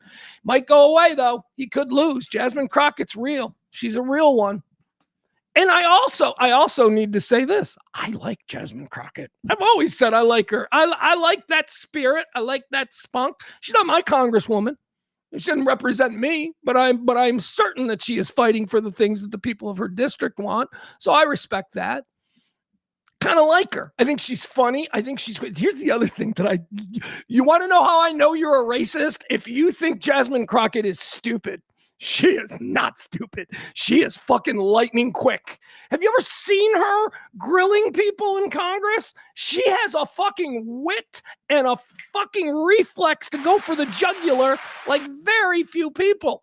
She's not a dummy. She is quick. She may not present in a way that you're comfortable with because she's a black girl from, Duncanville or where. That may upset you, but don't fucking confuse that with stupid. She is not stupid.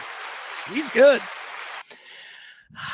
But the problem with her is that I believe that she will have more difficulty winning the independents in Texas. Not the only reason. There's a lot of reasons I like Tallarico, but I honestly believe. Well, now that's racist. Well, I think there might be some racists in Texas. I'm just saying.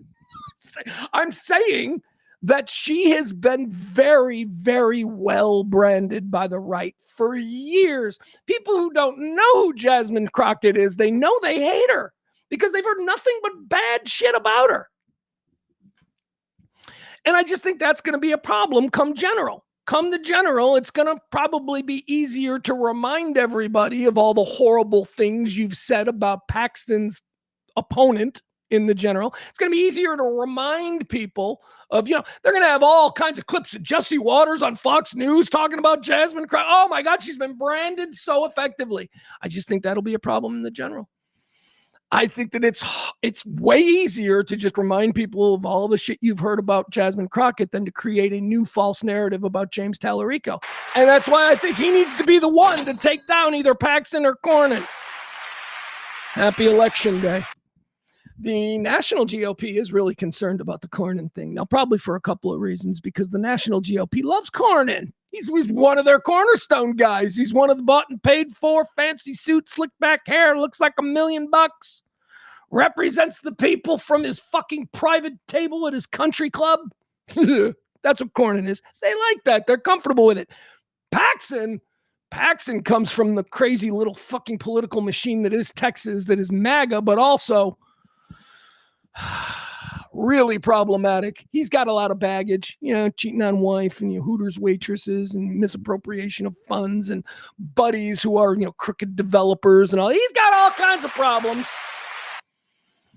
But I still think it'll be easier for him to beat Jasmine Crockett in the general. But hey, I wish you luck. All right, that's tonight. Be watching the polls. Oh, also, look at this. Kalshi, do you guys love the prediction markets? I'm telling you, this is something that I'm trying to do. I'm trying to figure out a way to do this. So are you familiar with what prediction markets are? Prediction markets are like sports gambling for fucking things that aren't sports. And I think it's brilliant. I think it's brilliant. So here's the latest on Kalshi. You can wager on who you think is going to win the Texas Democratic primary, and Kalshi will lay some odds out for you. Here are the latest. They've been doing nothing but going up.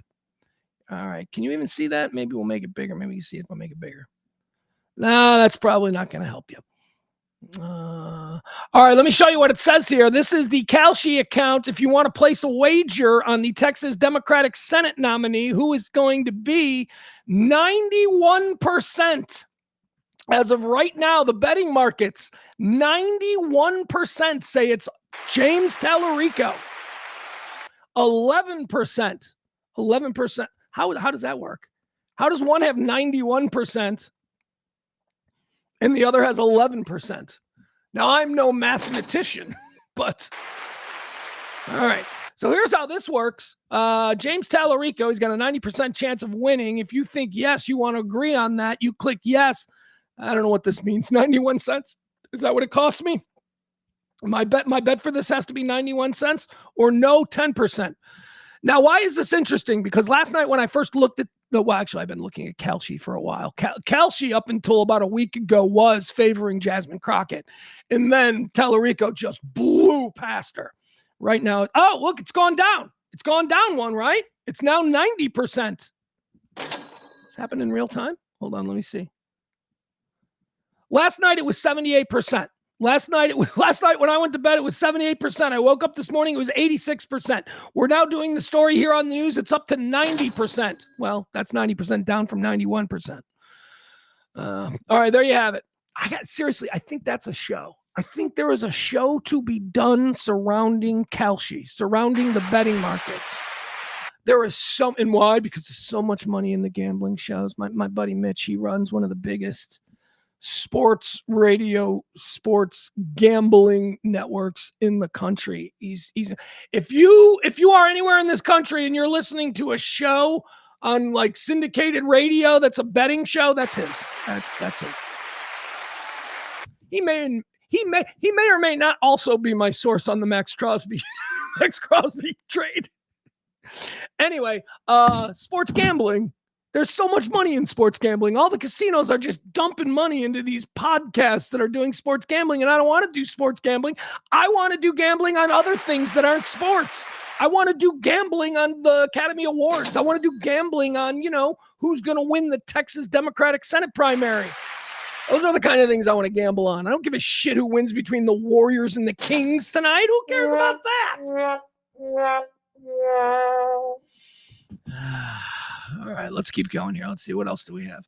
Here's something that's going to be unpopular. This is going to be unpopular. I don't give a fuck. What year is it? 2026? I don't play your stupid games. So they released a bunch of clips from last Friday and Thursday's testimony of Hillary Clinton and Bill Clinton. Bill Clinton was... All right, first of all, why are we watching clips? Why didn't we see this live? They called Bill and Hillary said, yeah, but we're gonna need to testify in public. And they said, no, what are you afraid to testify? And they said, we want it in public. And they're like, no. And they're like, okay, fine. So now what we saw last Thursday and Friday, Bill and Hillary, they accommodated them. They went up to Chappaqua, New York, where the Clintons live. And they did these depositions there. They didn't drag Bill and Hillary to Capitol Hill. That sounds like a bit of a... it sounds to me like they subpoenaed Bill and Hillary, and Bill and Hillary said, we'll do it if it's public. And they said no. And then Bill and Hillary said, well, then you got to come to us. And they said, all right. So I think that's kind of why they ended up in Chappaqua. It sounds like it was a negotiation. Of course, as is the case with all of these people when they negotiate, we, the great unwashed, we're the ones that get screwed because it was supposed to be about transparency. We were supposed to see the way Trump's handpicked Epstein counsel would, inquire as to the relationship between Bill and Epstein and what did Hillary know. We wanted to see that, but instead it turned out to just be a circus show that none of us got to see. And, Lorraine Boebert is taking pictures of Hillary and then texting them out to influencers like Cat Turd or Penny Johnson. It was a clown show designed simply to attempt to humiliate the Clintons, and it didn't work. Didn't work because the Clintons were like obviously good at this shit. Oh, what do you think? The Clintons are a bunch of deer in the woods? They're going to be like, oh, please be easy on us. We're so afraid of this congressional inquiry. Fuck that. They are apex sharks. So it didn't go the way that, they wanted it to. They were looking for some embarrassing stuff. But here we are now a week later, and we're starting to get clips because that's what we get. We get sound bites and clips. We don't get full context. We don't get to see the way the questions evolved. No, we just get clips. But let me tell you something. And again, this isn't going to be popular. Hillary Clinton is a badass. Hillary Clinton is a badass. Oh, I know. What are you talking about? We're all programmed to hate everything about her because she's the worst person who's ever lived. Oh, fuck you. She is not. She's a politician. She's honestly, from my eyes, she's better than all the rest of them. You think Hillary Clinton is worse than Donald Trump? You're fucking out of your mind. Shut up and sit down. Your brain has been pissed on by Bill O'Reilly, Sean Hannity, and Jesse Waters for the last fucking 30 years. You're an idiot. She's a politician. Are there legitimate reasons to hate politicians and not trust them? Absolutely. Are any of the reasons that you people have shoved down our throats for the last 3 decades legitimate? No, they're fucking not. She killed people. Fuck you, you dummy. You weirdo. You were QAnon before QAnon was kooky. Vince Foster, shut the fuck up. Whitewater. You people are nuts. The reason you so effectively branded Hillary over the course of these years is because the people at the top who make these decisions on what you, the stupid conservative rubes, are supposed to follow and believe, those people deemed her a threat. They fucking saw Hillary and went, holy fuck, she is an apex politician and we better destroy her reputation now. And that's what you people did to her. I'm not a Hillary Clinton fan, but I'm sure as shit not a Hillary hater simply because Hillary, that's you people. You're nuts. You did the same thing with Obama. You just fucking get yourself worked into a lather over people that don't even come close to being as bad as the dude that you fucking bow down to the altar of. You people have no credibility. Anyway, Hillary Clinton balled out. She wasn't taking no shit from any of these fucking hacks. Everybody that's in front of her will be roundly forgotten by Hillary or by everyone while they're naming schools after Hillary Clinton. They're not going to name schools. Yeah, they will. Yeah, they will. When all of this nonsense is over, they're going to go back and they're going to look at the people who are actually there making the fucking sausage while everybody else was doing fucking synchronized swimming. Hillary was a fucking workhorse. She did shit. You didn't like what she did because, well, she was scary and someday she wanted to be president and you just couldn't handle that. Well, let me tell you something. Hillary Clinton got in front of those people on Thursday. First of all, looked amazing. You morons, years ago, you were funneling viral video of Hillary, who may have just been an old woman who recently had like some kind of knee injection or something. Have you ever seen an old person move? Occasionally, they got limps. You people tried to make it like she had fucking Alzheimer's to the 10th degree. Hillary, we can't trust her. Look at her trying to get into the suburban surrounded by Secret Service. She's a wreck. It's like 6 years ago. Meanwhile, last Thursday, she does this for 6 hours, slays all these stupids, and then goes out on the steps and fucking balls out some more. Smart, competent, with it, looking totally healthy, looking better physically than Hillary Clinton has looked in forever. Credit where motherfucking credit is due. Again, not a Hillary fan, but what I am is a hater of you people who just hate her because of her name. So let's watch her. So remember we told you about the story, Lorena Bobo, Lebo, Bobo, whatever you want to call her, that chick. God, she's hot. She's showing up in like skin tight dresses. Oh my God. So they all agreed this was going to be behind closed doors, that there was no live streaming. The Clintons wanted it to be live streamed. The Clintons wanted people to see it, but a part of the deal that they made was that there couldn't be any of that. So Hillary sits there and she's answering the questions. And then during the middle of it, somebody from Hillary's team says, one of you people, because there's only like, there's the people who are on the committee, the Congress people who are on the committee. And then there's Hillary Clinton. And then there's like Hillary Clinton's staff. So in the middle of this testimony, somebody from Hillary's staff says, hold on, wait a second. This is somebody in this room is posting pictures of Secretary Clinton, which is what they call her, because you always get to be called that. Somebody in this room is posting pictures of Secretary Clinton. It was Boebert. It was fucking Boebert who took a picture and then sent it to an influencer, even though they had all agreed that there was going to be none of this bullshit because she's a child. She's not a professional. She doesn't know what she's doing. She got fucking elected by a bunch of mountainside hill folk because she looked good in blue jeans. That's why she's there. And now we got to deal with this. And let me tell you, Hillary Clinton ain't putting up with that fucking bullshit. Watch this response. This was fucking cool, man. She's got Alzheimer's. Hey, Byron, what's wrong with her? This fucking chick is sharp as fuck, and she doesn't take shit from a bunch of fucking pretenders. This woman has been bawling out at the highest level of American crooked politics since the early 1990s. You think she's going to sit here and take this from fucking Bobo? It's beautiful. Let's watch it. Here we go. Hillary Clinton going off on the committee. This is from Thursday. This was released yesterday. Again, we should have seen it live, but we weren't allowed to see it live. Here we go. Let's watch. My friend Neil Lowy. All right.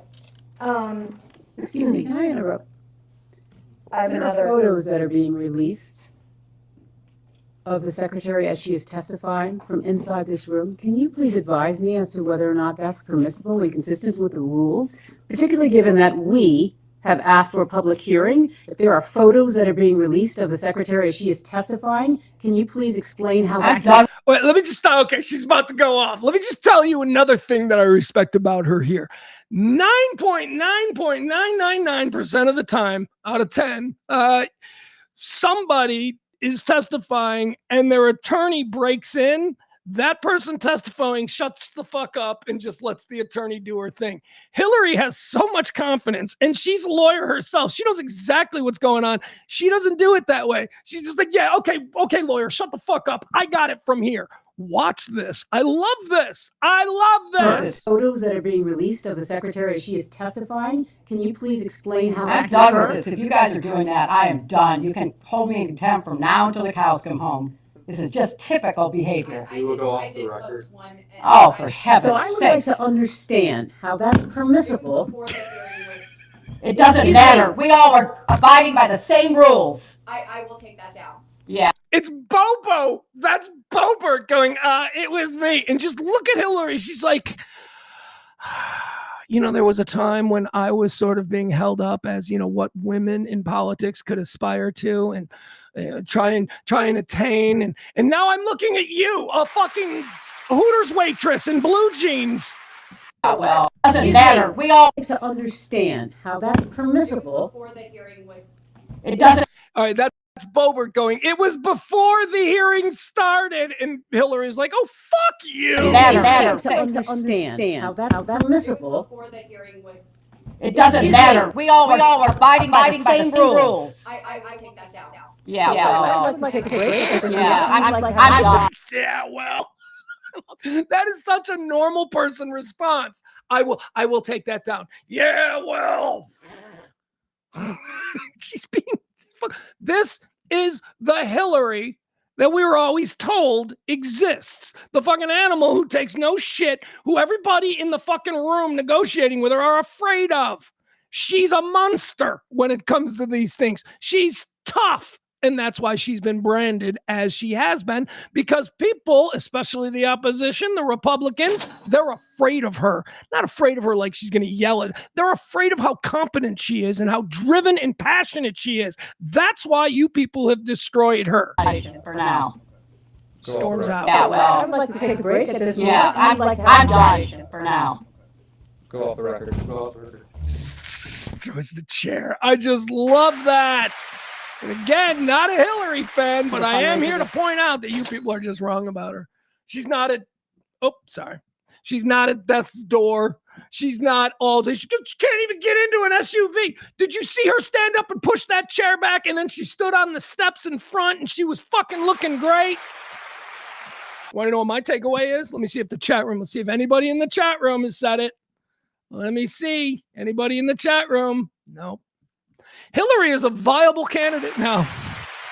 I'm telling you, after that performance, that video going viral, Hillary is a viable candidate, and I ain't going to rule it out because there is nothing that I think we need more right now is a counterweight and somebody who's going to want to go after everybody who fucked her over. Do I want another 80-year-old president?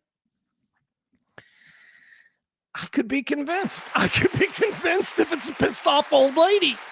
Kind of like that. Who's the other pissed off old lady that I love? Is it the governor of Alabama? There's like some mean old lady who's like the governor of some southern state, and I just love her. She's just like, takes no shit. And that's the bottom line. I may not agree with all of your policies or whatever. I'm just tired of people who are not only taking shit, but then sort of repackaging the shit and selling it to us like it's something we should just totally be okay with. I'm tired of the bullshit. That's what it is. I'm tired of the bullshit. I'm tired of the obfuscation. I'm tired of the manipulation. I'm tired of everything being fucking nonsense. I told you earlier, we had the defense secretary, Secretary of War, say that this is going to be a four-week battle, that he expects we can get this wrapped up in 4 weeks. And then the president, like an hour later, goes, yeah, he said 4 weeks, but it can go on forever. We can do this forever. I mean, what is fucking bullshit? Just somebody with a fucking, I don't know, she's mad, she's angry, whatever. Hillary, I'm telling you, I am saying it right here on March 3rd. Might be the first place you've heard it. But if they're talking about running Kamala again, we may as well talk about running Hillary again, because that chick's ready. That chick is fired up. She's tired of this shit. All right. I also got some Bill Clinton video, but who the fuck cares about him? I don't care about him. Bill Clinton, I got a clip of him talking about how he was golfing with Trump, and they were talking about Epstein, and it's nothing really all that great. It's just a little piece from Bill Clinton. I want to see the whole testimonies unedited, right? Don't you want to see that? Like Hillary was there for 6 hours. There should be a YouTube video of 6 hours of her just answering these questions. That's what I want to see. Same with Bill. Marjorie Taylor Greene went viral yesterday. She, got a little nutty. She went on Megyn Kelly's show, who is just, I don't know what if Megyn Kelly ever had any credibility. I mean, I don't know that she did, but my God, she has just completely gotten rid of it now. Although I guess Megyn Kelly is now angry at Trump. Like Megyn Kelly is she's now like, we were promised no new wars. You fucking people don't care about that. You people don't care about that. You care about your team's color winning. Your team, Trump is your team's color. That's all you care about. If he changes his mind on a war with Iran, you don't care. You don't care because you're soulless and you don't have any principles and you just want to win because that's the instantaneous thing. My guy is hated by the other people and my guy must win. It's like a sport for you people. Now, having said all of that, surprise, surprise, and this has been happening now for about 6 months. Does Marjorie Taylor Greene really have principles? Like, is Marjorie I do not respect Marjorie Taylor Greene. She's a nutbag, and we see the world in completely different ways. But I give credit where credit is due. This woman seems to be principled because her devotion to President Trump was unwavering. And then President Trump started doing all the things that I was just telling you, the direct opposite of all the things that he promised people. And Marjorie Taylor Greene, who was once his most ardent supporter, is now definitely on the other side going, he completely lied about MAGA. Everything that he sold to us, he is like, she's been doing this now for a while. Now, I think Marjorie Taylor Greene, once again, I think she sees the world in a broken and frightened way. I don't agree with her. But man, oh man, do I have more respect for her because she has actually stayed principled. The crazy things that she believed and that she thought that Trump believed, she has stayed tethered to. She didn't just simply change because the guy she bows down to changed. She's principled, and I respect that. Here she is on Megyn Kelly's show. She went on Megyn Kelly's show to talk about the Iran war. Now, you MAGA folks, she sounds to me, Byron and all you guys, she sounds to me like she is echoing exactly what President Trump ran on. And then we have... Oh, sorry. We got to make it big. That's what she said. All right, here we go. You know what? I'll make it even bigger. Here we go. Boom. That's it. Now we'll share the screen. All right, here we go. Megyn Kelly had Marjorie Taylor Greene. Listen to this. And then we have the president, who, by the way, Megyn, this really needs to be said. Donald Trump has said repeatedly on camera and in interviews, he doesn't think he's going to heaven. Well, I want to ask a question, a serious question. What is... All right, I got a serious question too, okay? Before we get into that, and we'll back it up. Here's my serious question. The fuck is Megyn Kelly wearing? Who are you, Cruella DeVille? Whoa, what is this outfit? You're doing a podcast. Why do you look like you're presenting Best Supporting Actor at the Oscars? Why are you dressed like this, Megyn Kelly? Trying too hard. Megyn Kelly was a once unquestioned smoke show who is now in her 50s, and she's desperately trying too hard. Like, seriously, it's absurd. Look at this outfit she's wearing. In his mind, Trump has said repeatedly on camera and in interviews, he doesn't think he's going to heaven. Well, I want to ask a question, a serious question. What is in his mind? What is his mental state? If he doesn't think he's going to heaven and he is a man towards the end, he's in the fourth quarter, he's towards the end of his life. How does that pan out for the rest of us when we have a president of the United States who... What's going on here? Is this Marjorie Taylor Greene's house? It's fucking pretty awesome. I mean, it's pretty nice. That's a pretty nice little area. That looks like a rich person's area. Let's let her continue. Doesn't think, and towards the end, he's in the fourth quarter, he's towards the end of his life. How does that pan out for the rest of us when we have a president of the United States who doesn't think and is convinced he's not going to heaven? What does that mean his decision making is? He already said to the New York Post today that he doesn't care about the polling. He doesn't care about what the American people think, and he may put troops on the ground. He took this is going to be a few-day war, to now it's going to be maybe 4 weeks or more. I want to say, what is happening to the man that I supported, you supported, the man that denounced what happened in Iraq, the man that said no more foreign wars, no more regime change, promise it on the campaign. J.D. Vance promised it. Tulsi Gabbard promised it. All of them promised it. And we're a year in, and we're in another fucking war. Woo! And we've got American troops being killed. I think it's time for America to rip the Band-Aid off, and we need to have a serious conversation about what the fuck is happening to this country, and who in the hell are these decisions being made for, and who is making these decisions. Oh my God. Yeah, she went hard. She went to the mats there. Here's how I've evolved on her. I don't like she seems to me like a problematic mother-in-law. Like, she seems like somebody, like, I know she's like actually younger than me. She's like a year or two younger than me or something. But like if she was like if I was dating her daughter, she would be a problematic mother-in-law that I wouldn't really enjoy spending time with, but I could get along with her. You know, we could have fun and we can joust. Or is that being too generous? Maybe I'm trying to think about how, like, because as people, me and Marjorie Taylor Greene, we wouldn't get along. We're just two completely different. I used to despise her. I thought that she was awful.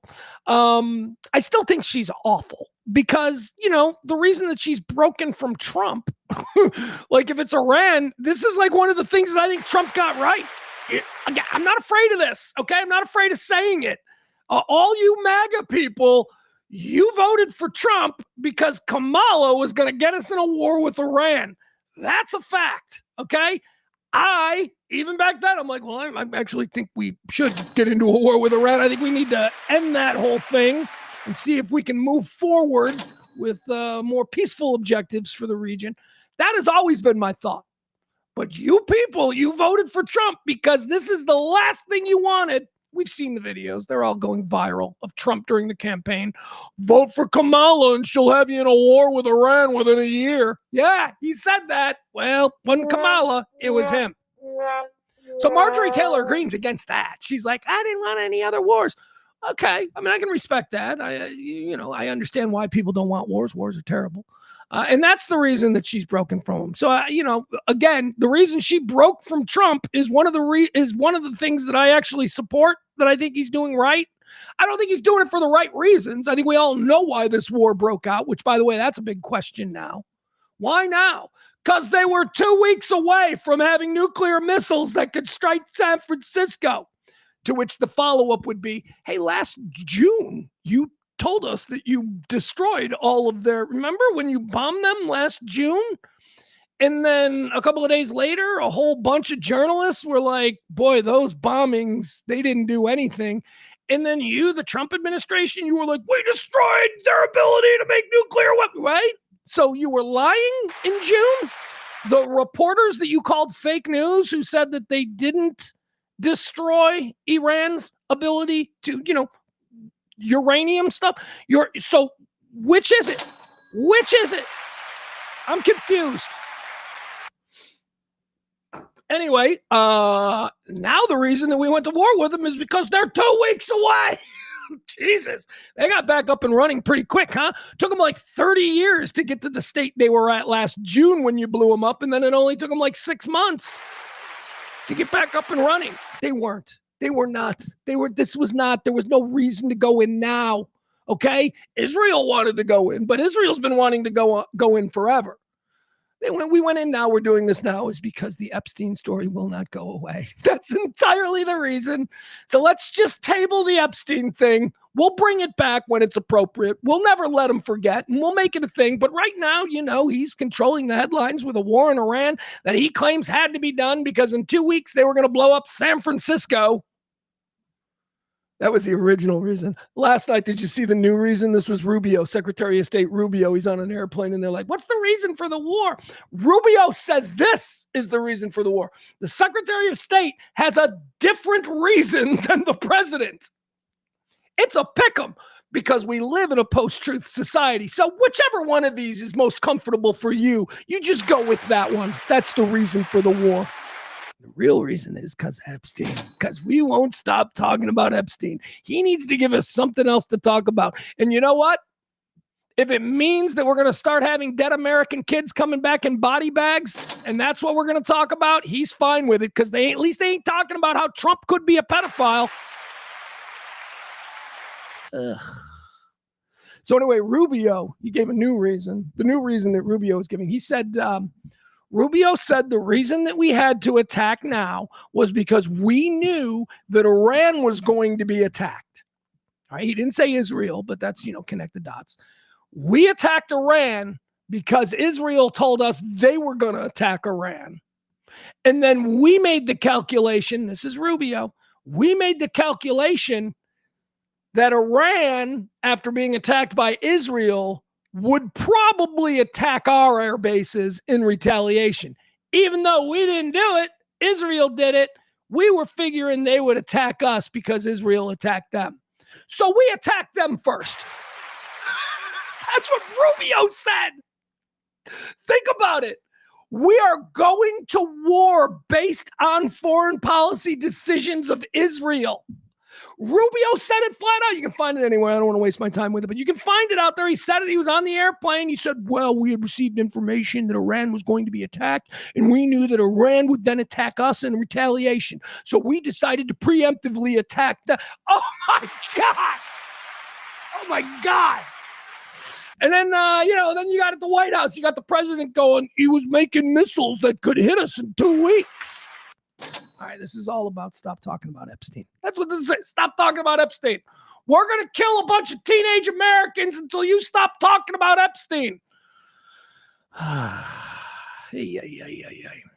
right, here's what we're going to do. We're going to, we'll take a quick break here. I think, would you mind? We're going to take a quick break. We'll come back. We're going to watch a video of another little situation that occurred here in America out in the wild between some fast food workers and some proud Donald Trump supporters.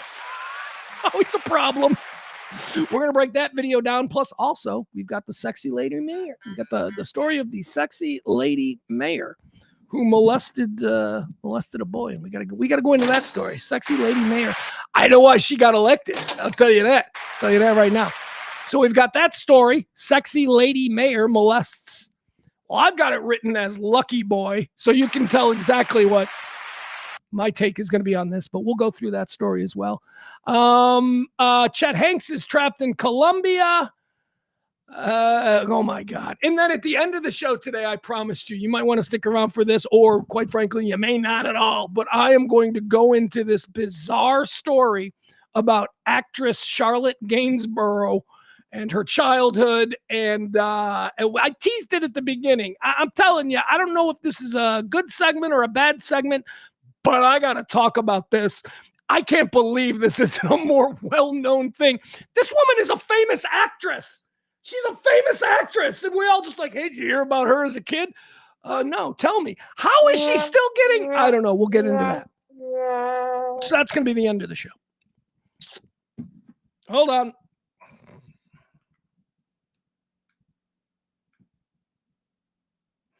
My buddy Mitch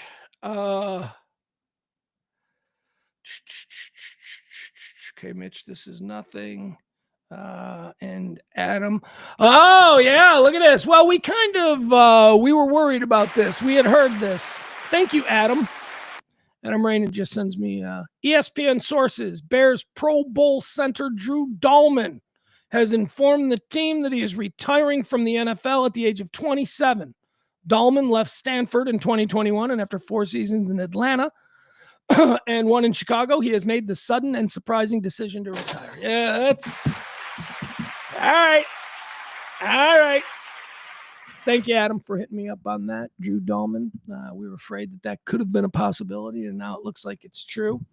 I first heard that he was talking about retiring, like right after the season. They were like, "Are we gonna have to worry about our center?" And then nobody talked about it, and now here we are. Now we need a center.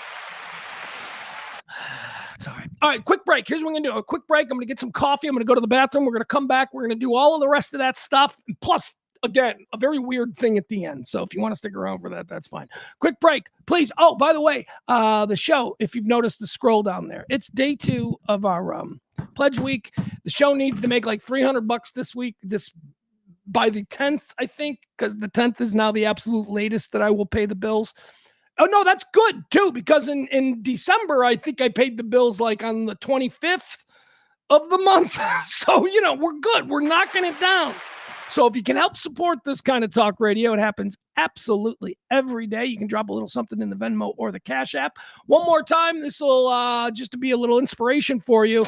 The last month of shows have been brought to us by Heidi because she paid for the month of February. So we want to give her due. So thank you to Heidi.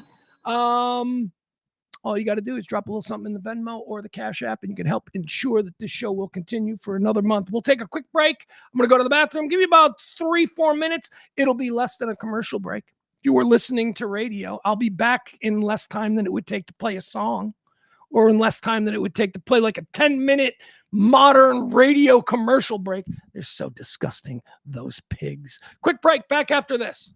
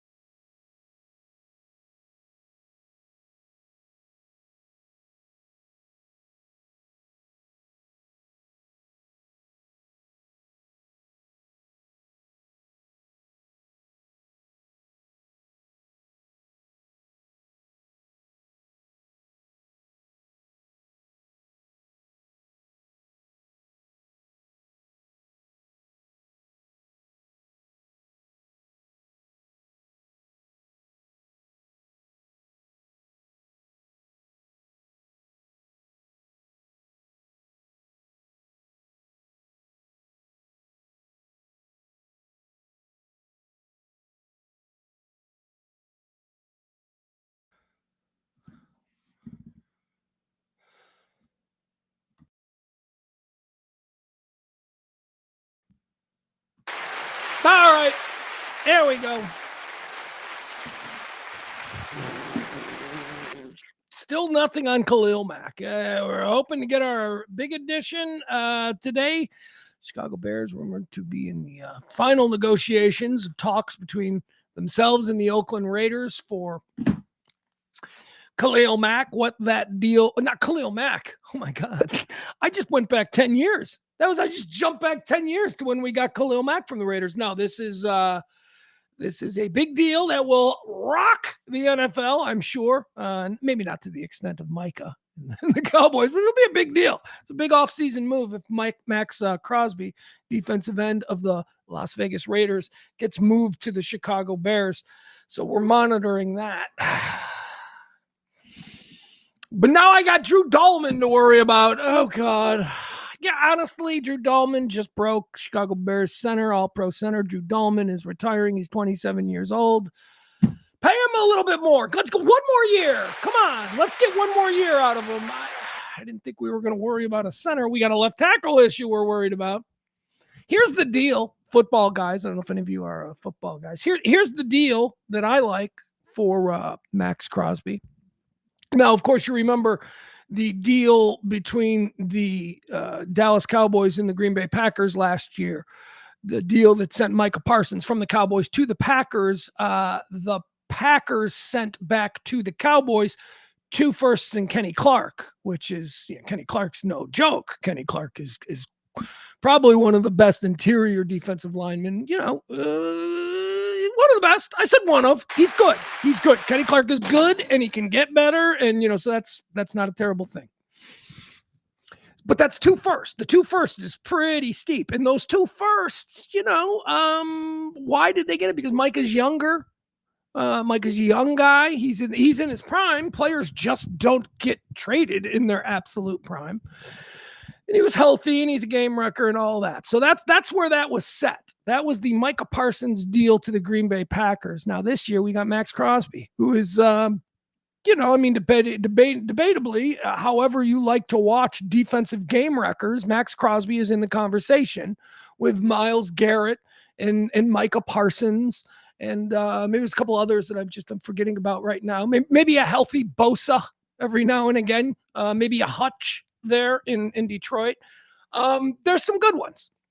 And Max Crosby is absolutely one of the better ones. And the Bears are looking to team him with Montez Sweat, which we Bear fans are like, 85? It's fucking 85 again. Oh my God. Max Crosby and Montez Sweat coming off the edges with anyway, we're very excited about this, but what's it going to take? So here's what it seems like it's going to take.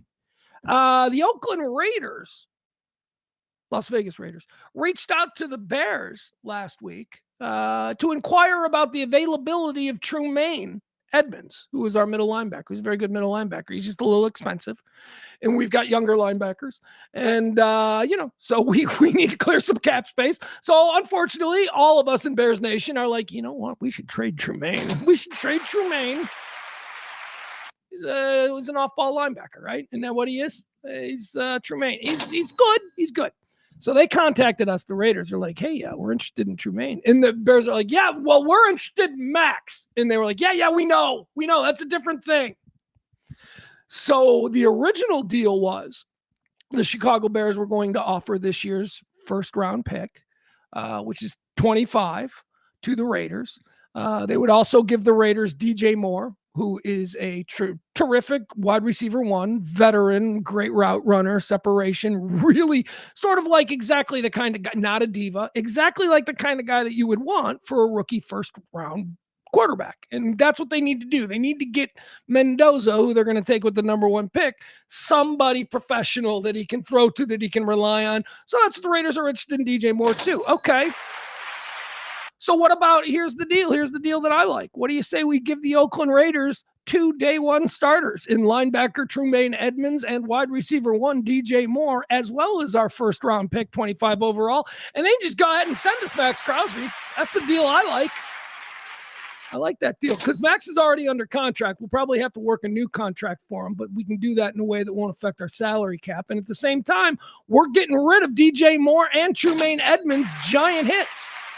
Anyway, You people don't want to hear me talk football, although I am the best sports talker in all the land. Oh my God. Why haven't I ever done sports talk? I don't know. All right, now we're going to talk about, we're going to go back into politics, right? We're going to go back. I want to play you a video. I want to show you a video of something that's happening out here in our society. We got to figure out who's to blame for this. Concerns a MAGA couple who walked into a Smoothie King. Have you seen this? Oh, the Smoothie King people went nuts. They walked in. Dude was wearing like a MAGA Donald Trump, whatever, you know. They love their gear. They love their team gear. These are the 15% of people on the right that are gone forever. We can never trust them with big decisions. We may at some point invite them back to our Thanksgiving table, but they've got to be on, double secret probation. That's who those people are. Now I'm thinking the girls who are working at the Smoothie King, they might be on the other side. They might be the 15% on the other side who are gone. I don't know. We don't really get to see enough of them because the video is shot from the perspective of the MAGA people. So we are certain that they're the bad 15. We have suspicion that the girls who work there are the bad 15 on the left. So let's watch how this went out when two absolutely idiotic groups of Americans got together. Wait a second. Where is it? Did I lose it? No, it's just a much bigger file than I thought, right? It is. All right, here it is. All right, let's watch this. We'll watch it go down and then we'll all have comments. Again, Crazy 15 on the right clashes with Crazy 15 on the left, and we've got video for all of us to enjoy. Here we go. And they're discriminating. Right? Which is discrimination. Yeah, we're at Smoothie King, and they're discriminating and saying we cannot get service because Jake has a Trump service on.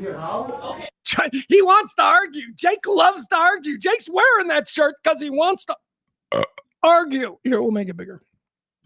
Make me smaller. So here's Jake. Here's her. It's her star moment.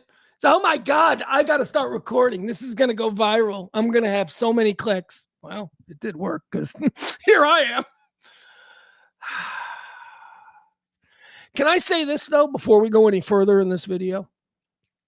Does it make me weird? Does this make me weird? I have never in my chat room, help me out on this. I have never in my life been inside a Smoothie King.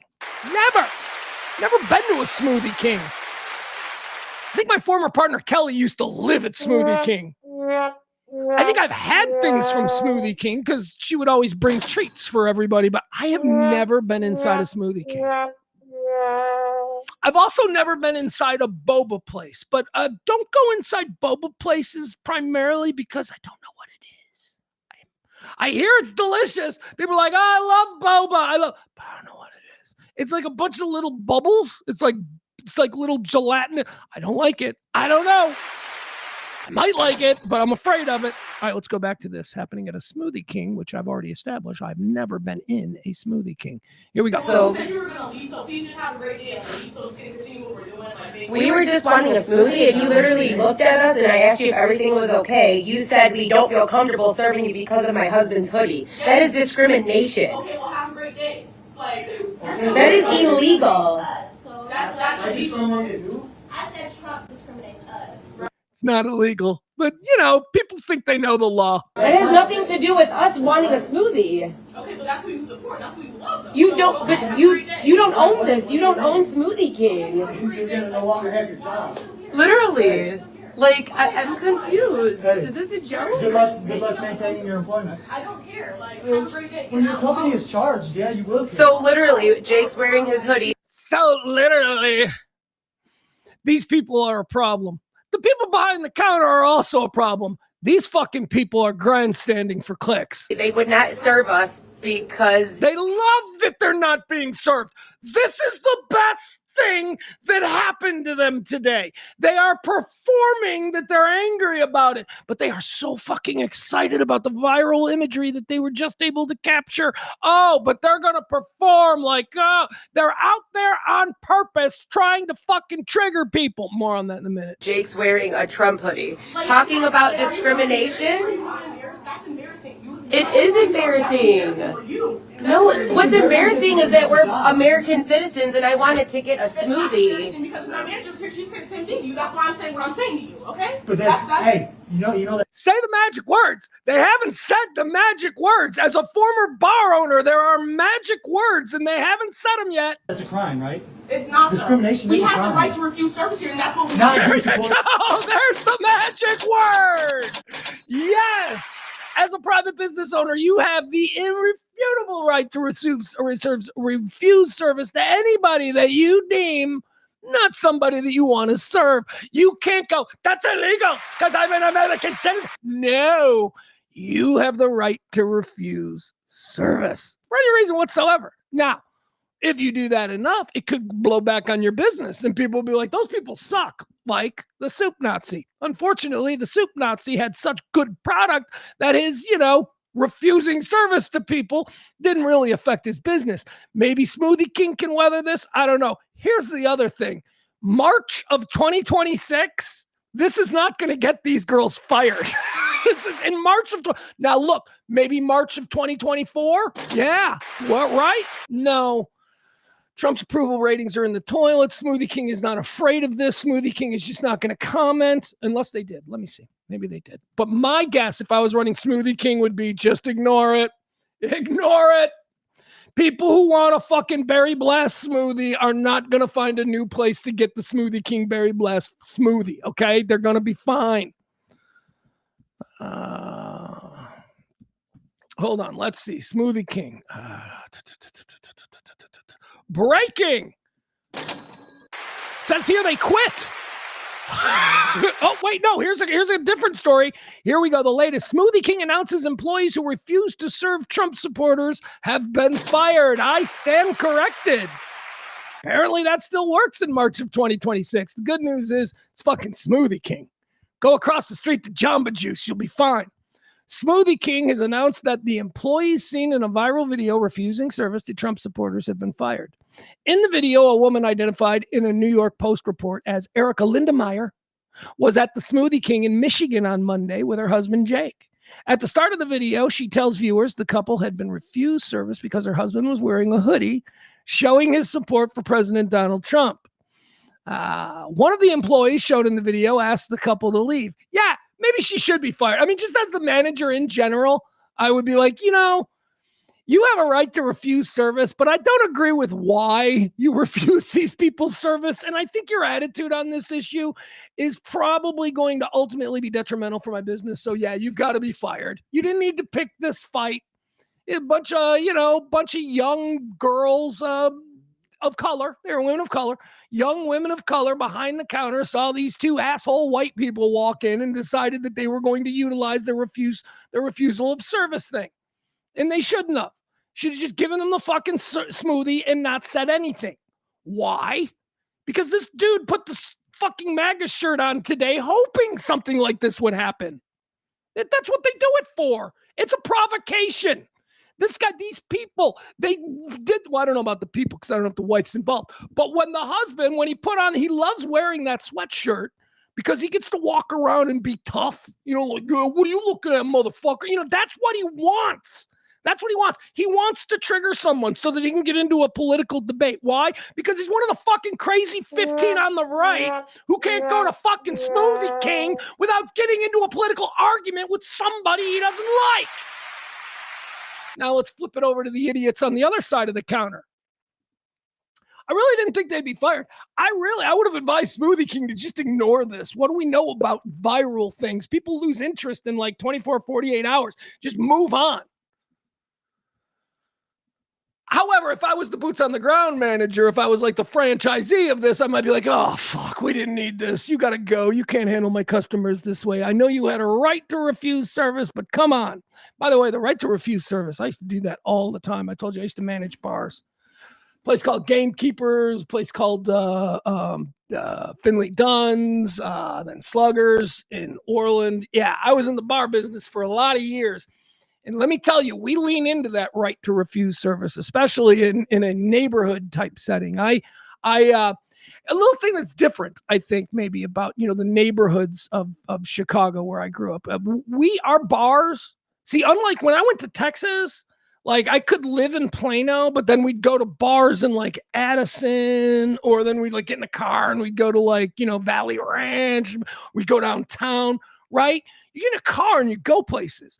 I grew up in a more sort of neighborhood environment where you have bars in your neighborhood. Like every neighborhood has really cool bars that everybody hangs out with, from the kid who's in there on a fake ID that everybody knows that kid ain't 21 to his fucking granddad who's sitting at the end of the bar, right? That's the tavern experience. That's the bar experience.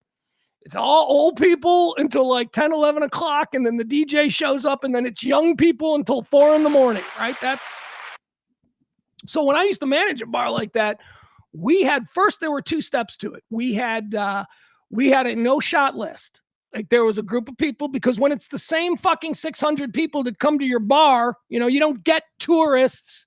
You don't get people from 10 towns over going, I heard you guys have a great martini. You don't get that. You just get the same 600 people from the neighborhood. You start to know who's going to cause a problem. And so you have a no shot list. The no shot list at Finley Dunn's was very famous. Hey, man, give me a beer and a shot. Nope. You can have a beer. You can't have a shot. You've proven time and time again that you can't handle shots. So that's the first step, the no shot list. Then it's just refuse service. Then it's just, if you're someone who is known to come in, get drunk, start fights. I mean, it doesn't have to be start fights. We had a guy that used to, for some reason, piss all over the fucking toilet. And we knew who was doing it. That guy was banned from the bar. If you can't fucking pee like a gentleman in a working class tavern, you can't be here. So I understand, and I really embrace, as a manager of a place, I embrace the rule of we have the right to refuse service. However, in this case, I would question them pulling the trigger on it simply because a guy walked in wearing a MAGA shirt. A guy walked in wearing a MAGA shirt hoping to trigger somebody at some point, whether it's in Walmart. What are you looking at? That's why they do it. They do it to trigger, because they're not real thinking people. What they are people who now are at an age where they need to start being taken seriously, 35, 30, whatever, like that guy. And so now I'm going to take all the passion I've had my whole life for sports, and I'm going to put it into politics, because now my team is the MAGA team, and that's just like a Packer and a Bear fan, right? Fucking wrong. A lot of people don't see it that way. So just stop it. Stop wearing your fucking your partisan team gear on the hopes that you can get an adrenaline burst in line at Target. Stop it. You're a fucking dork. Anybody who I see out wearing MAGA shit now is a fucking dork. Same for anybody I see walking around wearing, Harris or whatever. You're a fucking dork too. Although not to the extent, because you're just a loser. You lost. You people aren't in power. All right, now let's talk about something good that Trump has done, okay? Because the man has done some things that are good. Some things he does that are good are just because he trips over his own dick, and then suddenly we've got a good situation. It's the blind squirrel theory. Blind squirrels, even a blind squirrel gets a nut every now and again. So yeah, Trump sometimes does good things like this. Donald Trump's immigration crackdown has caused a bit of a problem for the son of Tom Hanks. Son of Tom Hanks, Chet Hanks.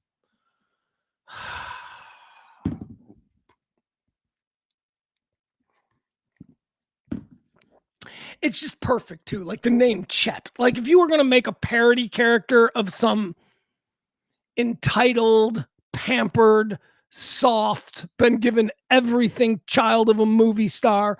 If you were going to do that, if you were going to make a parody of that, you might call that character Chet Hanks. Oh, this is John Wayne's son, Chet Wayne, right? That would be like a joke name, but no, it's this dude's real name, Chet Hanks. Not to be confused with his seemingly totally normal and very talented brother, Colin Hanks. No, this is Chet. Chet is the half brother of Colin. Colin Hanks is the child of Tom Hanks and his first wife, whereas Chet Hanks is the product of Tom Hanks and Rita Wilson, who is also an actress that we know. Chet Hanks has been a problem for not a problem. He's not a problem. I mean, like, I don't even like. Does he embarrass Tom and Rita? Probably, because he's kind of crazy. Kind of does some silly things. I don't know that he's ever. Like, when I think of Chet Hanks, like, has he ever done anything illegal? Like, he's never embarrassed his family to the extent where it's like, Chet Hanks is being charged with date raping. Like, I don't know that that's ever been a thing for him. He's just irritating because he's somebody that has seemingly had everything he's ever wanted his entire life, and he chooses to be an immense douchebag with it. So, as I told you, President Trump and his immigration rules. They've changed a lot of things for people who are globe hoppers like Chet Hanks, probably out there running around on his dad's credit card, hopping the globe. And he also, for some reason, Chet Hanks has dual citizenship. What is this? He's a citizen of America and a citizen of Greece. Let's let Chet Hanks explain it. But Chet Hanks seems to be stuck in Medellin, Colombia. I don't know what Chet Hanks was doing in Medellin, Colombia. Maybe he can explain it to us. Well, let's watch this video and let's decide if we give a fuck if we ever get Chet Hanks back here in the United States. Here, let's pop this up. Here we go. So y'all ready for a story time? So I go to Puerto Rico last week for my homie Max's birthday. Have a good time. Then I'm in Puerto Rico and we're all about to leave. I go, I'm only, 2-3 hours away from Medellin. Why don't I go pull up on my homie Taylor, who lives in... Totally relatable story to all of us, right? So I'm in Puerto Rico and, I got the private jet and the black card. So I'm like, why not just suit on it over into Medellin, the cocaine capital of the world, to see my buddy who is probably not at all related to any kind of cocaine business. In Medellin. Fuck it. Yeah, sounds good, right? Let's check this out. This dude's like 40. Look at him. Look at the fucking stupid chain he's wearing. I'm traveling with my Greek passport because I'm a dual citizen. Reason I didn't use my American passport. All right, why are you a dual citizen? Your mom is Rita. Do I got to figure out, is Rita Wilson, is she a Greek? Is she? I assume that Rita Wilson is, all American, but who knows? All right, let's see. Rita Wilson. Well, Margarita is her first name, so that suggests a little bit. Oh, Rita Wilson's real name is Margarita Ibrahimov. Yeah, she sounds foreign. Says she's an American actress. She's an American actress, singer, and producer. Maybe I'll give you actress. It should be as an American actress, wife of a superstar. And everything else that comes after is because she's the wife of a superstar. Yeah, because Rita Wilson is out there producing films based on her success. Early life. Rita Wilson was born Margarita Ibrahimov on October 26, 1956 in Hollywood. Her mother, Dorothea Zizaku, is Greek. Raised in Drupali. I don't know what this means. Anyway, it appears that through his mother, Chet Hanks has a Greek passport. So he's traveling the world. He's got multiple passports. Totally relatable stuff. I'm traveling with my Greek passport because I'm a dual citizen.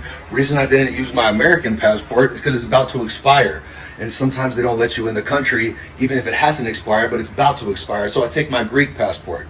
I'm supposed to leave today. I go to the airport. Again, all of this, totally relatable. You know how it is when you're traveling with multiple passports and one of your passports is about to expire. Sometimes they give you a hard time about it. Not every time. I don't know. It's probably happened to me about 36 times on all my world travels. Totally relatable. You're winning us over, Chet. Check in my flight 3 hours early. This is an international flight. They tell me that if I'm using a foreign passport, I need a green card to get back into America. I don't have a green card because I'm an American citizen. I don't have my American passport with me. So I'm literally stuck in Colombia. I'm stuck in Medellin. Granted, there's worse places to be stuck, but I literally have no fucking idea what I'm gonna do. And the only embassy to get this shit settled is in Bogota. I don't want to go to Bogota. He doesn't want. This is all so inconvenient for him and his black card and his multiple passports, and he certainly isn't staying in a hovel. Wherever he is holed up, it looks better than any place I've lived in the last couple of years. So, yeah, free me. You know what I'm saying? Free me. All right, there you have it. The tragic story of Chet Hanks, who is stuck in Colombia. Now, recapping, what his issue here is that he's a globetrotter. He's a world traveler. He's got multiple passports. We determined that his mother apparently has some claim to Greece, even though Rita Wilson has always struck me as an all-American girl, but whatever. So he's got a dual passport. He's got Greek citizenship, and he's got, this is because of his dad, right? Like Rita Wilson went back to Greece and they did a big family thing. And because it was Tom Hanks, like the president of Greece, was like, you must come to dinner, right? And so, you know, they're all sitting around with the president of Greece. And she's like, my mom's from Greece. And then, you know, they all got passports. Maybe that's something like that. Something like that happened. Again, privilege, you know, being connections, that whole thing. So whatever. I don't know that you and I could just simply get, why can't I get an Irish passport? Well, because neither of my parents have. Well, but she was born, but Rita Wilson was born in America. It was her mom. So I want an Irish passport. I want an Irish passport. Chet Hanks can have one. I can. If Chet Hanks can have a Greek passport, I can have an Irish passport. All right. So there you go. Something good that Trump's crazy little policies have done. They've stranded Chet Hanks, the most irritating person in America, down there in Medellin. Let's hope he survives. What else do we have? Anything else that we will do here? Here, let me show you this. Here's an example. I like this video. This video was going viral. Did you see this? It's actually pretty clever, but it also backs up my long-standing belief that this is the easiest, dumbest, and least impressive music that has ever been a genre in rock. Here, let's play this. Anybody can do this. I know some of you in the chat room probably like this shit. And some of you are probably like, oh yeah, man, I love, you guys are fucking morons.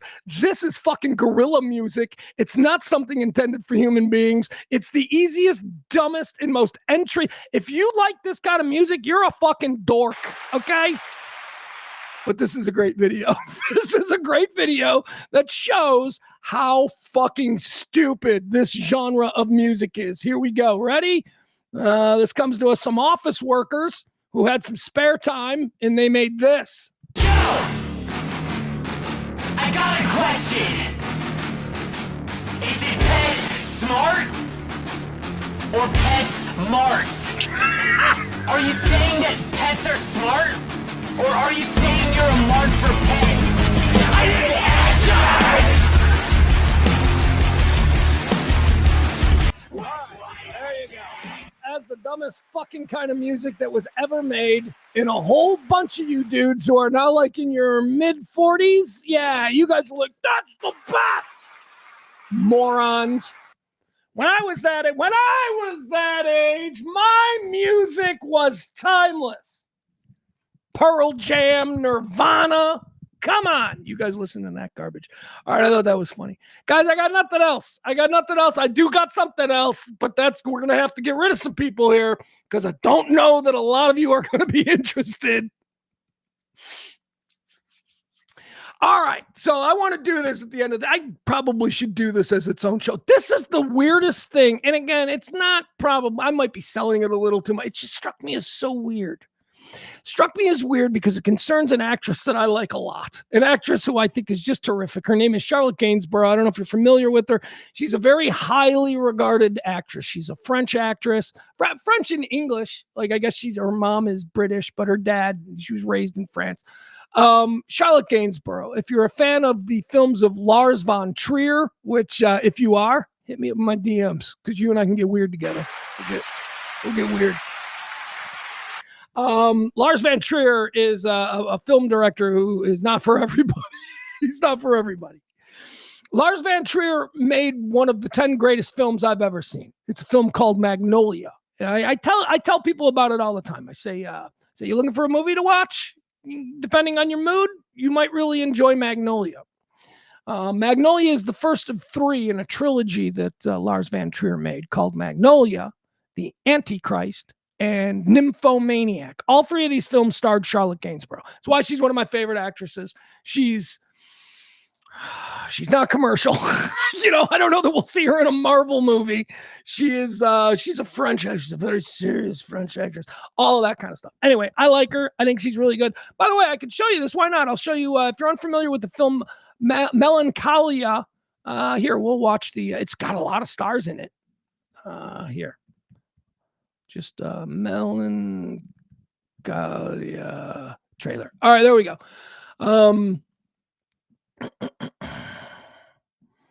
I think I've suggested this to you guys before, and maybe some of you have even seen it, and you're like, why did Pugs make me watch that movie? It strikes some people, okay? To me, it's one of the 10 best films ever made. It is a story. It is a disaster story. Now, I was raised on Irwin Allen movies, Earthquake, Towering Inferno, Poseidon Adventure. Yeah, I love the disaster movies. This is not that kind of disaster movie. This is a disaster movie, not so much in the vein of a Michael Bay or an Irwin Allen, but more in the vein of like a Bergman or, some art house guy. If an art house director, well, that's what Lars von Trier is. So there's no great, explosions and all that kind of stuff. But here's the story. So Kirsten Dunst is getting married. I think she's marrying Alexander Skarsgård. So it's a great cast. Cast is amazing. Kirsten Dunst is getting married. They're a fancy couple. A lot of money. They're getting married on this beautiful estate that has been in the family for hundreds of years. They have butlers and servants. They're these people. They're like Succession level people. And it is the weekend of Kirsten Dunst's wedding.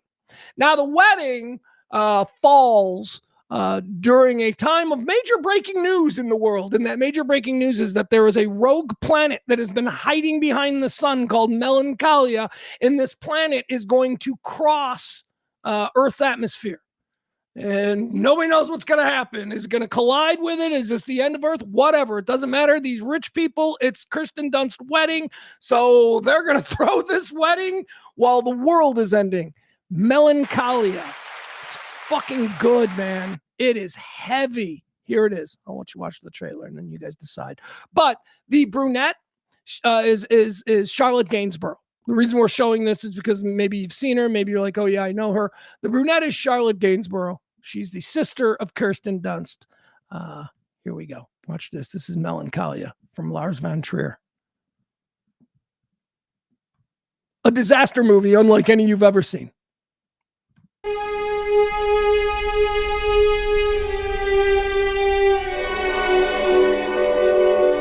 We're alone.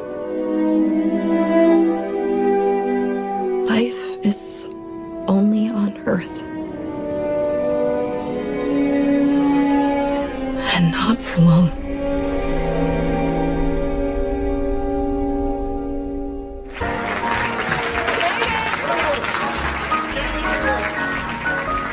Justine and Mike. Never seen you look so happy. Enjoy it while it lasts.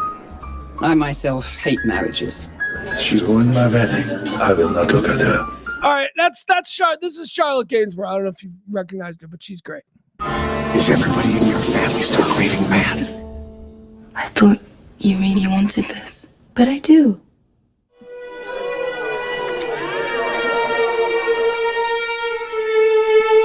What star is that? Melancholia is just gonna pass right in front of us. And it's gonna be the most beautiful sight ever. No, it's not.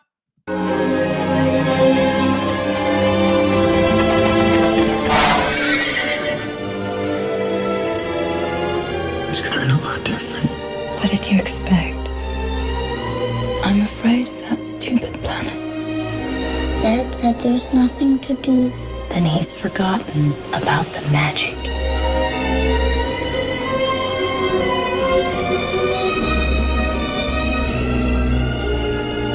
I want us to be together when it happens.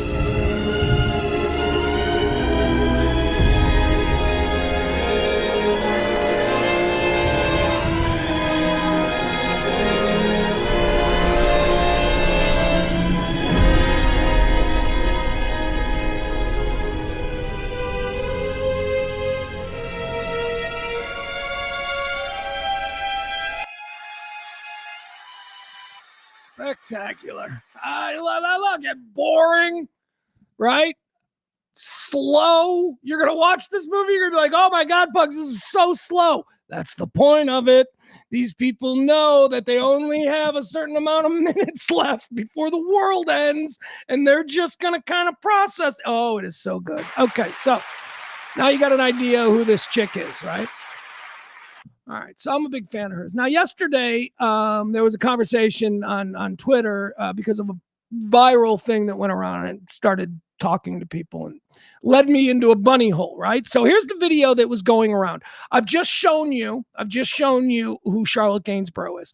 So this is Charlotte Gainsborough's mom, just so we know. She's a Nepo baby. Her mom is iconic French, English actress, singer. She's an icon of beauty. She's an icon of beauty. She's an icon of fashion. Her mom's name is Jane Birkin. Okay, if you've heard of the Birkin bag was named after her because she was considered the most beautiful thing on the planet at the time that the Birkin bag was invented. And he said, I'm going to name it after Jane Birkin.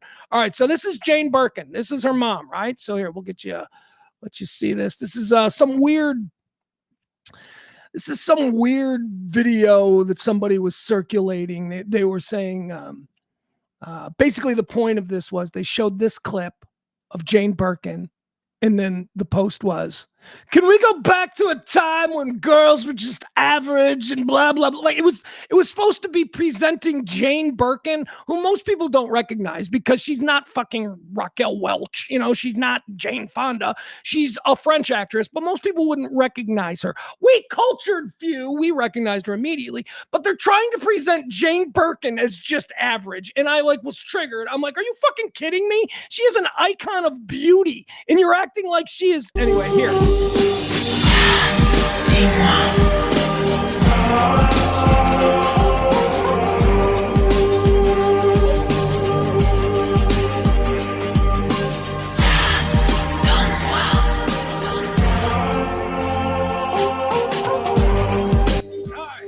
right, so there you have it. So now you got context. So now you know. So we showed you Charlotte Gainsborough.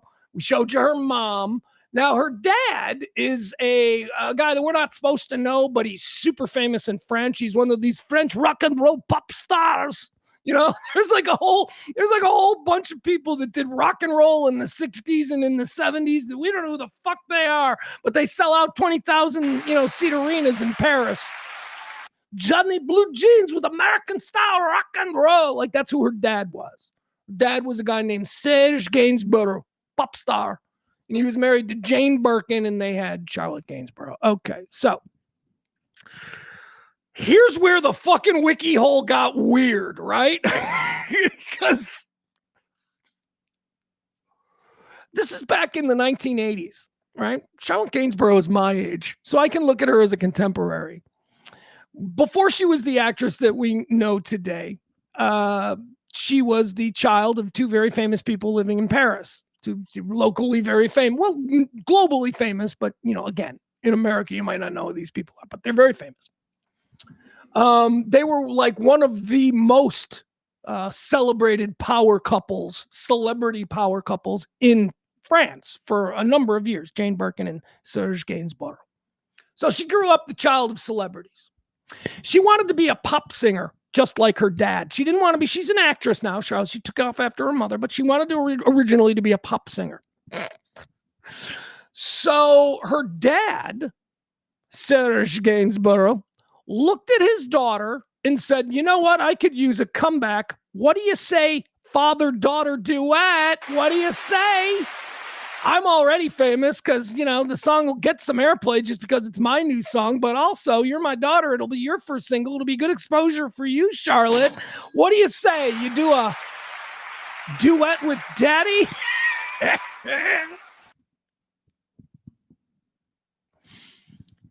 And this was all news to me as of last night. Back in 1986, Charlotte Gainsborough and her dad, Serge, had a hit song in France. Oh, also in Africa. Also places where they speak French. This was a hit song. It went to number 2 on the charts. Again, this was 13-year-old Charlotte Gainsborough recording her first single with her father, pop star Serge Gainsborough. The song It's called Lemon Incest. Yeah, the song is called Lemon Incest. Charlotte Gainsborough's first introduction to celebrity was a hit song she recorded with her father in the mid-1980s called Lemon Incest. Now you're probably thinking, you're like, Pugs, that's a provocative but playful title, right? The song itself can't have anything to do with actual. Oh, yes, it can. Oh, yes, it can. When we talk about how European people are different than us, this is the kind of shit that we're talking about.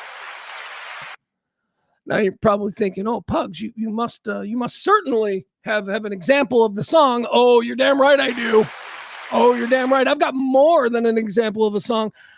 I've got the actual video that was shot. There was a video made between 12-year-old, 13, she was 13, 13-year-old Charlotte Gainsborough and her like 50-year-old gross father. It was an official video. It's very disturbing. Concerns a dad almost completely naked and Charlotte wearing a shirt and underwear rolling around in bed together.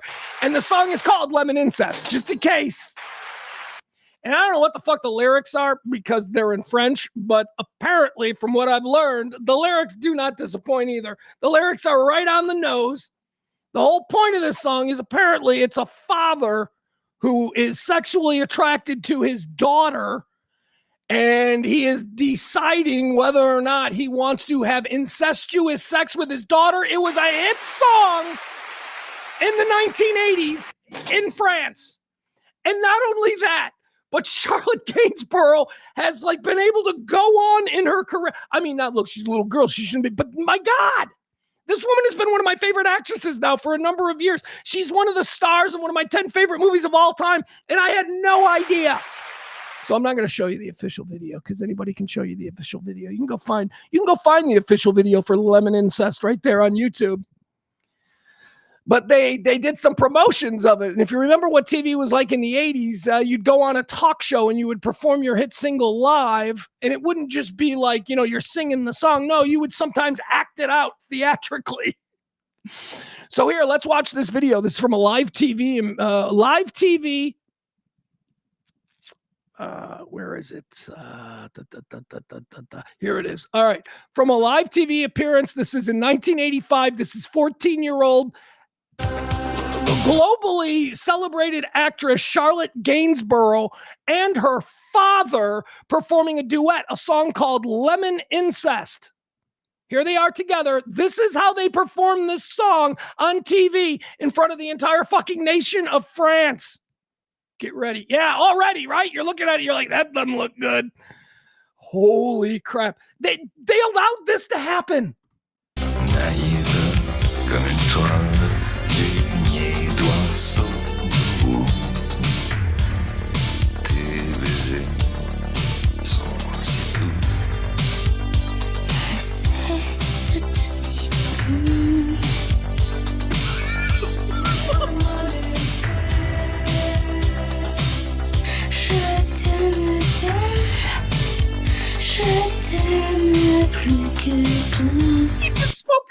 He's smoking a cigarette, and apparently at this point in the song, the daughter is wondering whether or not she should do this because she's starting to feel, the urges too. Holy shit!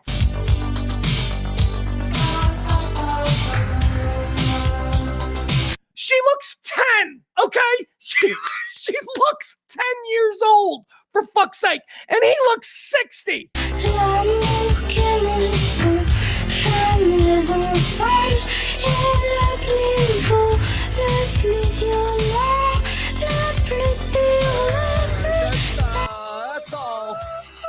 That's all we need to. Lemon Incest. All right, let's see what Wikipedia says about the song Lemon Incest. Lemon Incest is a song recorded by French father and daughter team Serge and Charlotte Gainsborough. It was recorded in 1984 and released as a single from Serge's 1985 album, Love on the Beat. It went to blah, blah, blah. She was 12 to 13 years old, blah, blah, blah. Lemon Incest and its music video, which showed Serge and Charlotte half naked together in bed, were highly controversial in France. That's not enough. It's not enough to be highly controversial. It was on the radio. Nobody banned it. They performed the way I just showed you on TV. So go stick your highly controversial. It doesn't seem to have... let's see here. It was highly controversial in France due to the implications of pedophilia and incest. As an adult, now this is what I found most interesting. I was wondering, what is Charlotte Gainsborough saying about this now? She's a grown-ass woman. She's got her own career. She's got her own kids. She's got to be distancing herself from this, right? Well, the French are weird people. It says here, Charlotte, half naked together in bed. They were highly controversial in France due to the implication of pedophilia and incest. As an adult, actress Charlotte routinely defends the song, which both she and Serge have denied was about incest. What? The lyrics apparently translate directly into the yearning for an incestuous relationship between father and daughter. The song is called Lemon Incest. And, still as an adult, my point is this. I think that she's broken. I think, I tell you a lot. I jokingly say that actresses are like some of them. This woman, still as an adult, she refused. I thought it was beautiful. Oh, I thought it was nice. Oh, it's not about incest. It's called Lemon Incest. And it's a father and daughter. Charlotte routinely defends the song, which both she and Serge have denied was about incest. Retrospective reviews of the song have been generally negative. Yeah. With many critics describing the lyrics as disturbing and the song as creepy. Peaked at number 2 in France, where it spent 14 weeks on the charts. Was certified gold. Okay. Lemon Incest is a sultry and suggestive pop duet. All right, we don't need that. All right, there you have it. That's but if you think that's where the story stops, you'd be wrong, because that was 1983, 1984. In 1986, young Charlotte Gainsborough decided that maybe being a pop star like Dad wasn't her path, because, quite frankly, she can't sing. I don't know if you heard her. She can't really sing. So she decided that, my mom is Jane Birkin, and I could probably get some acting roles based on that. So Charlotte Gainsborough at that point became an actress. Her first film in 1986. It gets crazier. Her first film in 1986. The film was called Charlotte Forever. Coincidence? No. Her name is Charlotte Gainsborough. First film she's starring in is a film called Charlotte Forever, and it's not a coincidence. Yes, it is named for her. In 1986, Charlotte Gainsborough appeared in her first film, Charlotte Forever, about a man who develops an incestuous desire for his teenage daughter after his wife dies. So she does the creepy song with her dad, the singer-songwriter, pop star, Lemon Incest, totally creepy. We know what's going on. It couldn't be more on the nose. She does that. She decides that's probably not good for my career. I'm going to be an actress now. She does her first movie, which is apparently a movie written for her about a man who develops incestuous desires for his teenage daughter. Written and directed by her father. Her father wrote a whole screenplay about his incestuous desires for his fucking daughter. My God. Holy crap. In 1986, Charlotte Gainsborough appeared in the film Charlotte Forever, about a man who develops incestuous desires for his teenage daughter after his wife dies. Written and directed by Gainsborough's father, Serge Gainsborough, who also took the role of Gainsborough's father on screen because he wanted to make out with his own daughter. Nothing weird about this. What do you mean it's about incest? What are you talking about? Where do you even get that? I mean, see, this is just denied. Do it wide out. Do it in the open. Let people criticize, deny their criticism, and then people forget. Then you just move on. Let's see. He also plays Gainsborough's father on the screen. The film heightened the controversy that had resulted from Gainsborough's debut music single, Lemon Interest, years earlier, which had similar themes. It also was created and sung with her father, Serge, causing press speculation that the material was autobiographical. Oh, do you think? Do you think? All right. So here's where my mind was going as I'm reading all of this really bizarre stuff about somebody who's a very famous and respected actress today, learning their background. We're all, shocked by the Epstein files and all of this kind of shit. And then I see a story like this that happened right out in the open in 1986. You got this famous guy and his daughter, and he's got a famous wife, and this famous guy has a pop song, and it's got incest in the title. First of all, it's got incest in the title. Even if the song wasn't about incest, I could see how you might want to make a provocative song. You're like, I'm going to put incest in the title. People will talk about it. But then the song's not about incest at all. Except in this case, he called the song Lemonade Incest or Lemon Incest, and the whole song is about incest. And he's still going, it ain't about incest. I don't know where you guys are getting that. You guys are crazy. Well, he's dead. I believe Jane Birkin is dead too. What did Jane Birkin ever have anything to say about this stuff? Hold on. What is by the way, he did this once before. Serge, I told you he was a big pop star in the 60s and the 70s and stuff. Serge Gainsborough, one of the first things that he did with his wife, Jane Birkin, was he said, I got to get you in the studio. I've got a song. So he actually did a duet with his wife too. And then years later, he would do a duet with the daughter. This duet that he did with his wife, this is Serge Gainsborough and Jane Birkin. I've heard this song. This song is used in a lot of things. This song is a global hit, but it probably has more to do with the fact that it's Jane Birkin, who was like an icon of like beauty at the time. But have you ever heard this? This one is called, it's called Mona Plus. Mona, I don't know, whatever, it's Greek.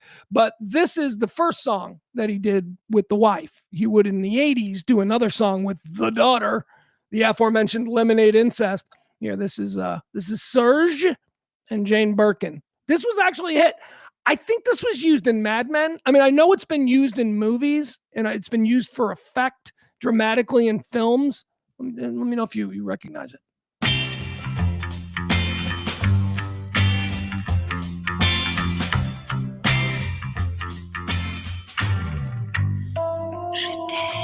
Why is this dude always smoking? Are people in France born with a cigarette in their mouth?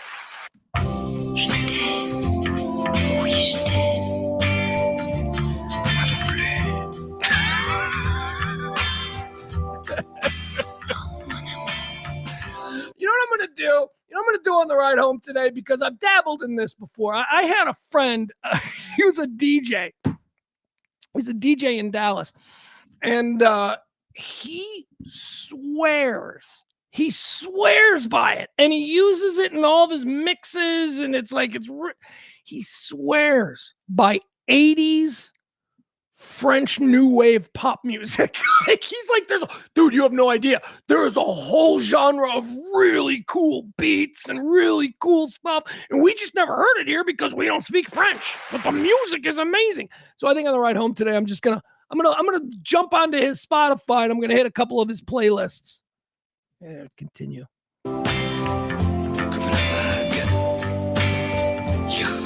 Okay, we're not sharing that, are we? Nope. All right. Sorry about that. Here we go. Serge, je t'aime, mon âme.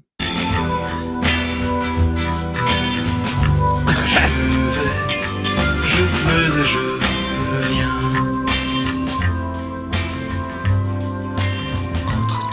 All right, there you go. That's all we need. Anyway, that's the weird and sordid story of Charlotte Gainsborough, the actress, who has clearly had a long-standing sexual relationship with her father, and nobody cares. Shouldn't be shocked by the Epstein release. Apparently, pedophilia has been going on right out in the open, incestuous pedophilia, and nobody fucking cares. Certainly not over there in France. All right. Je t'aime. Adam says, dude, plenty of absolute music dorks knows Serge Gainsborough. This is Adam, who's a music nerd. No. Average American, you're the only person in the chat room who knows who Serge Gainsborough is. Promise you. Look, I'm happy that you have this hobby where you know these things, but don't present it in the chat room like I'm wrong for assuming that most people don't know who fucking Serge Gainsborough is, okay?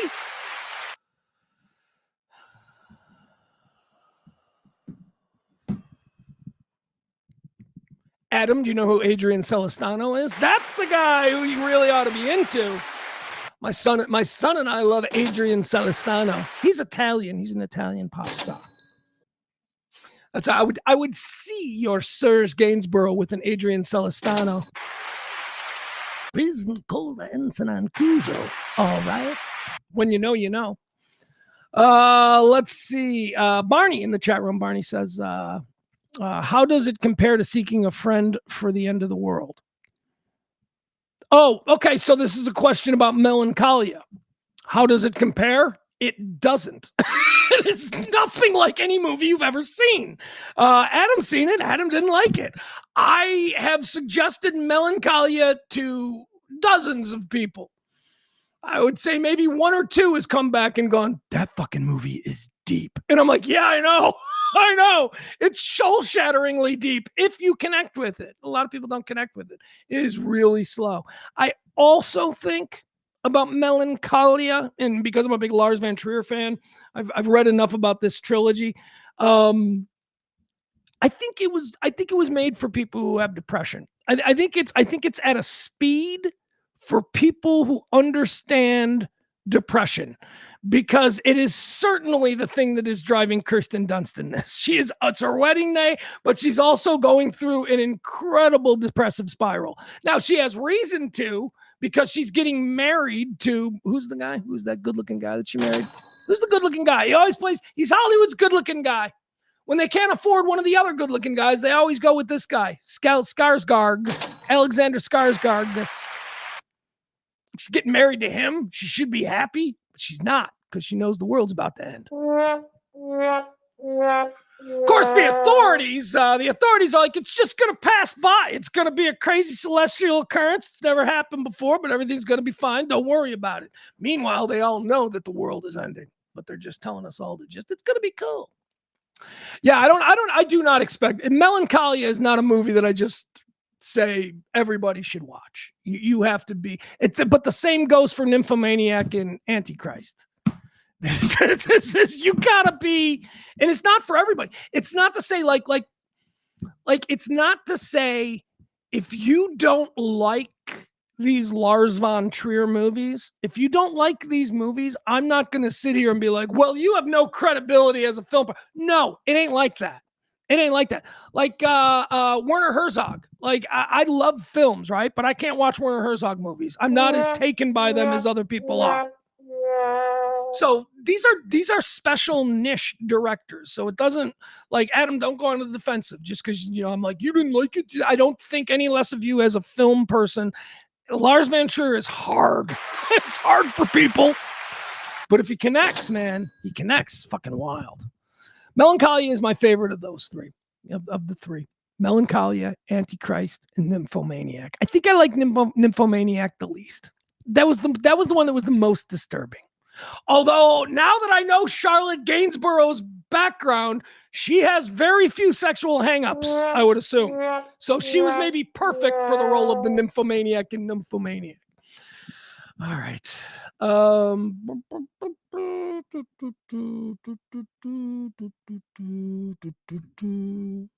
Adam, this is interesting. He says they're showing Melancholia at the Alamo Draft House for Sad Girl Spiraling this week. That's good. That's good. That's funny. That is a great way to do, sell some movie tickets for some. That's great. I like that. Let's see here. Paul Thomas Anderson made Magnolia. Didn't realize there was another one. Magnolia is great. God, Magnolia is another one. Wow. Magnolia and Melancholia. 2 films in my top 10. Magnolia is my or Melancholia is my third favorite Paul Thomas Anderson movie. No, Magnolia is my third favorite Paul Thomas Anderson movie. Yep, that's what it is. So you can imagine how many Paul Thomas Anderson movies are on my list. Got a couple Tarantino. Got 2 Kubricks. All right, guys, we're out of gas. We're out of gas for today's show. I appreciate y'all hanging out with me today. We had fun. We'll be back and we'll do it again tomorrow. Please, I need to remind you, we are in desperate need. $300 is the number we're trying to raise this pledge week. Did not go well yesterday. We got 0, so we're behind the 8 ball. So I will keep shaking my cup, although I hope that you appreciate I didn't interrupt much of the show. I did. I wasn't like stopping the show to go shake the cup, tip the show. Just a reminder, if you want to support this kind of talk radio, the kind of talk radio that doesn't sound like any other kind of talk radio you can hear. We've been doing it every day at noon since 2021. Talk radio for normal people. We'll be back tomorrow at noon. Like, follow, subscribe, tip too, if you're so inclined. Love y'all. Be good to one another. Don't be dicks.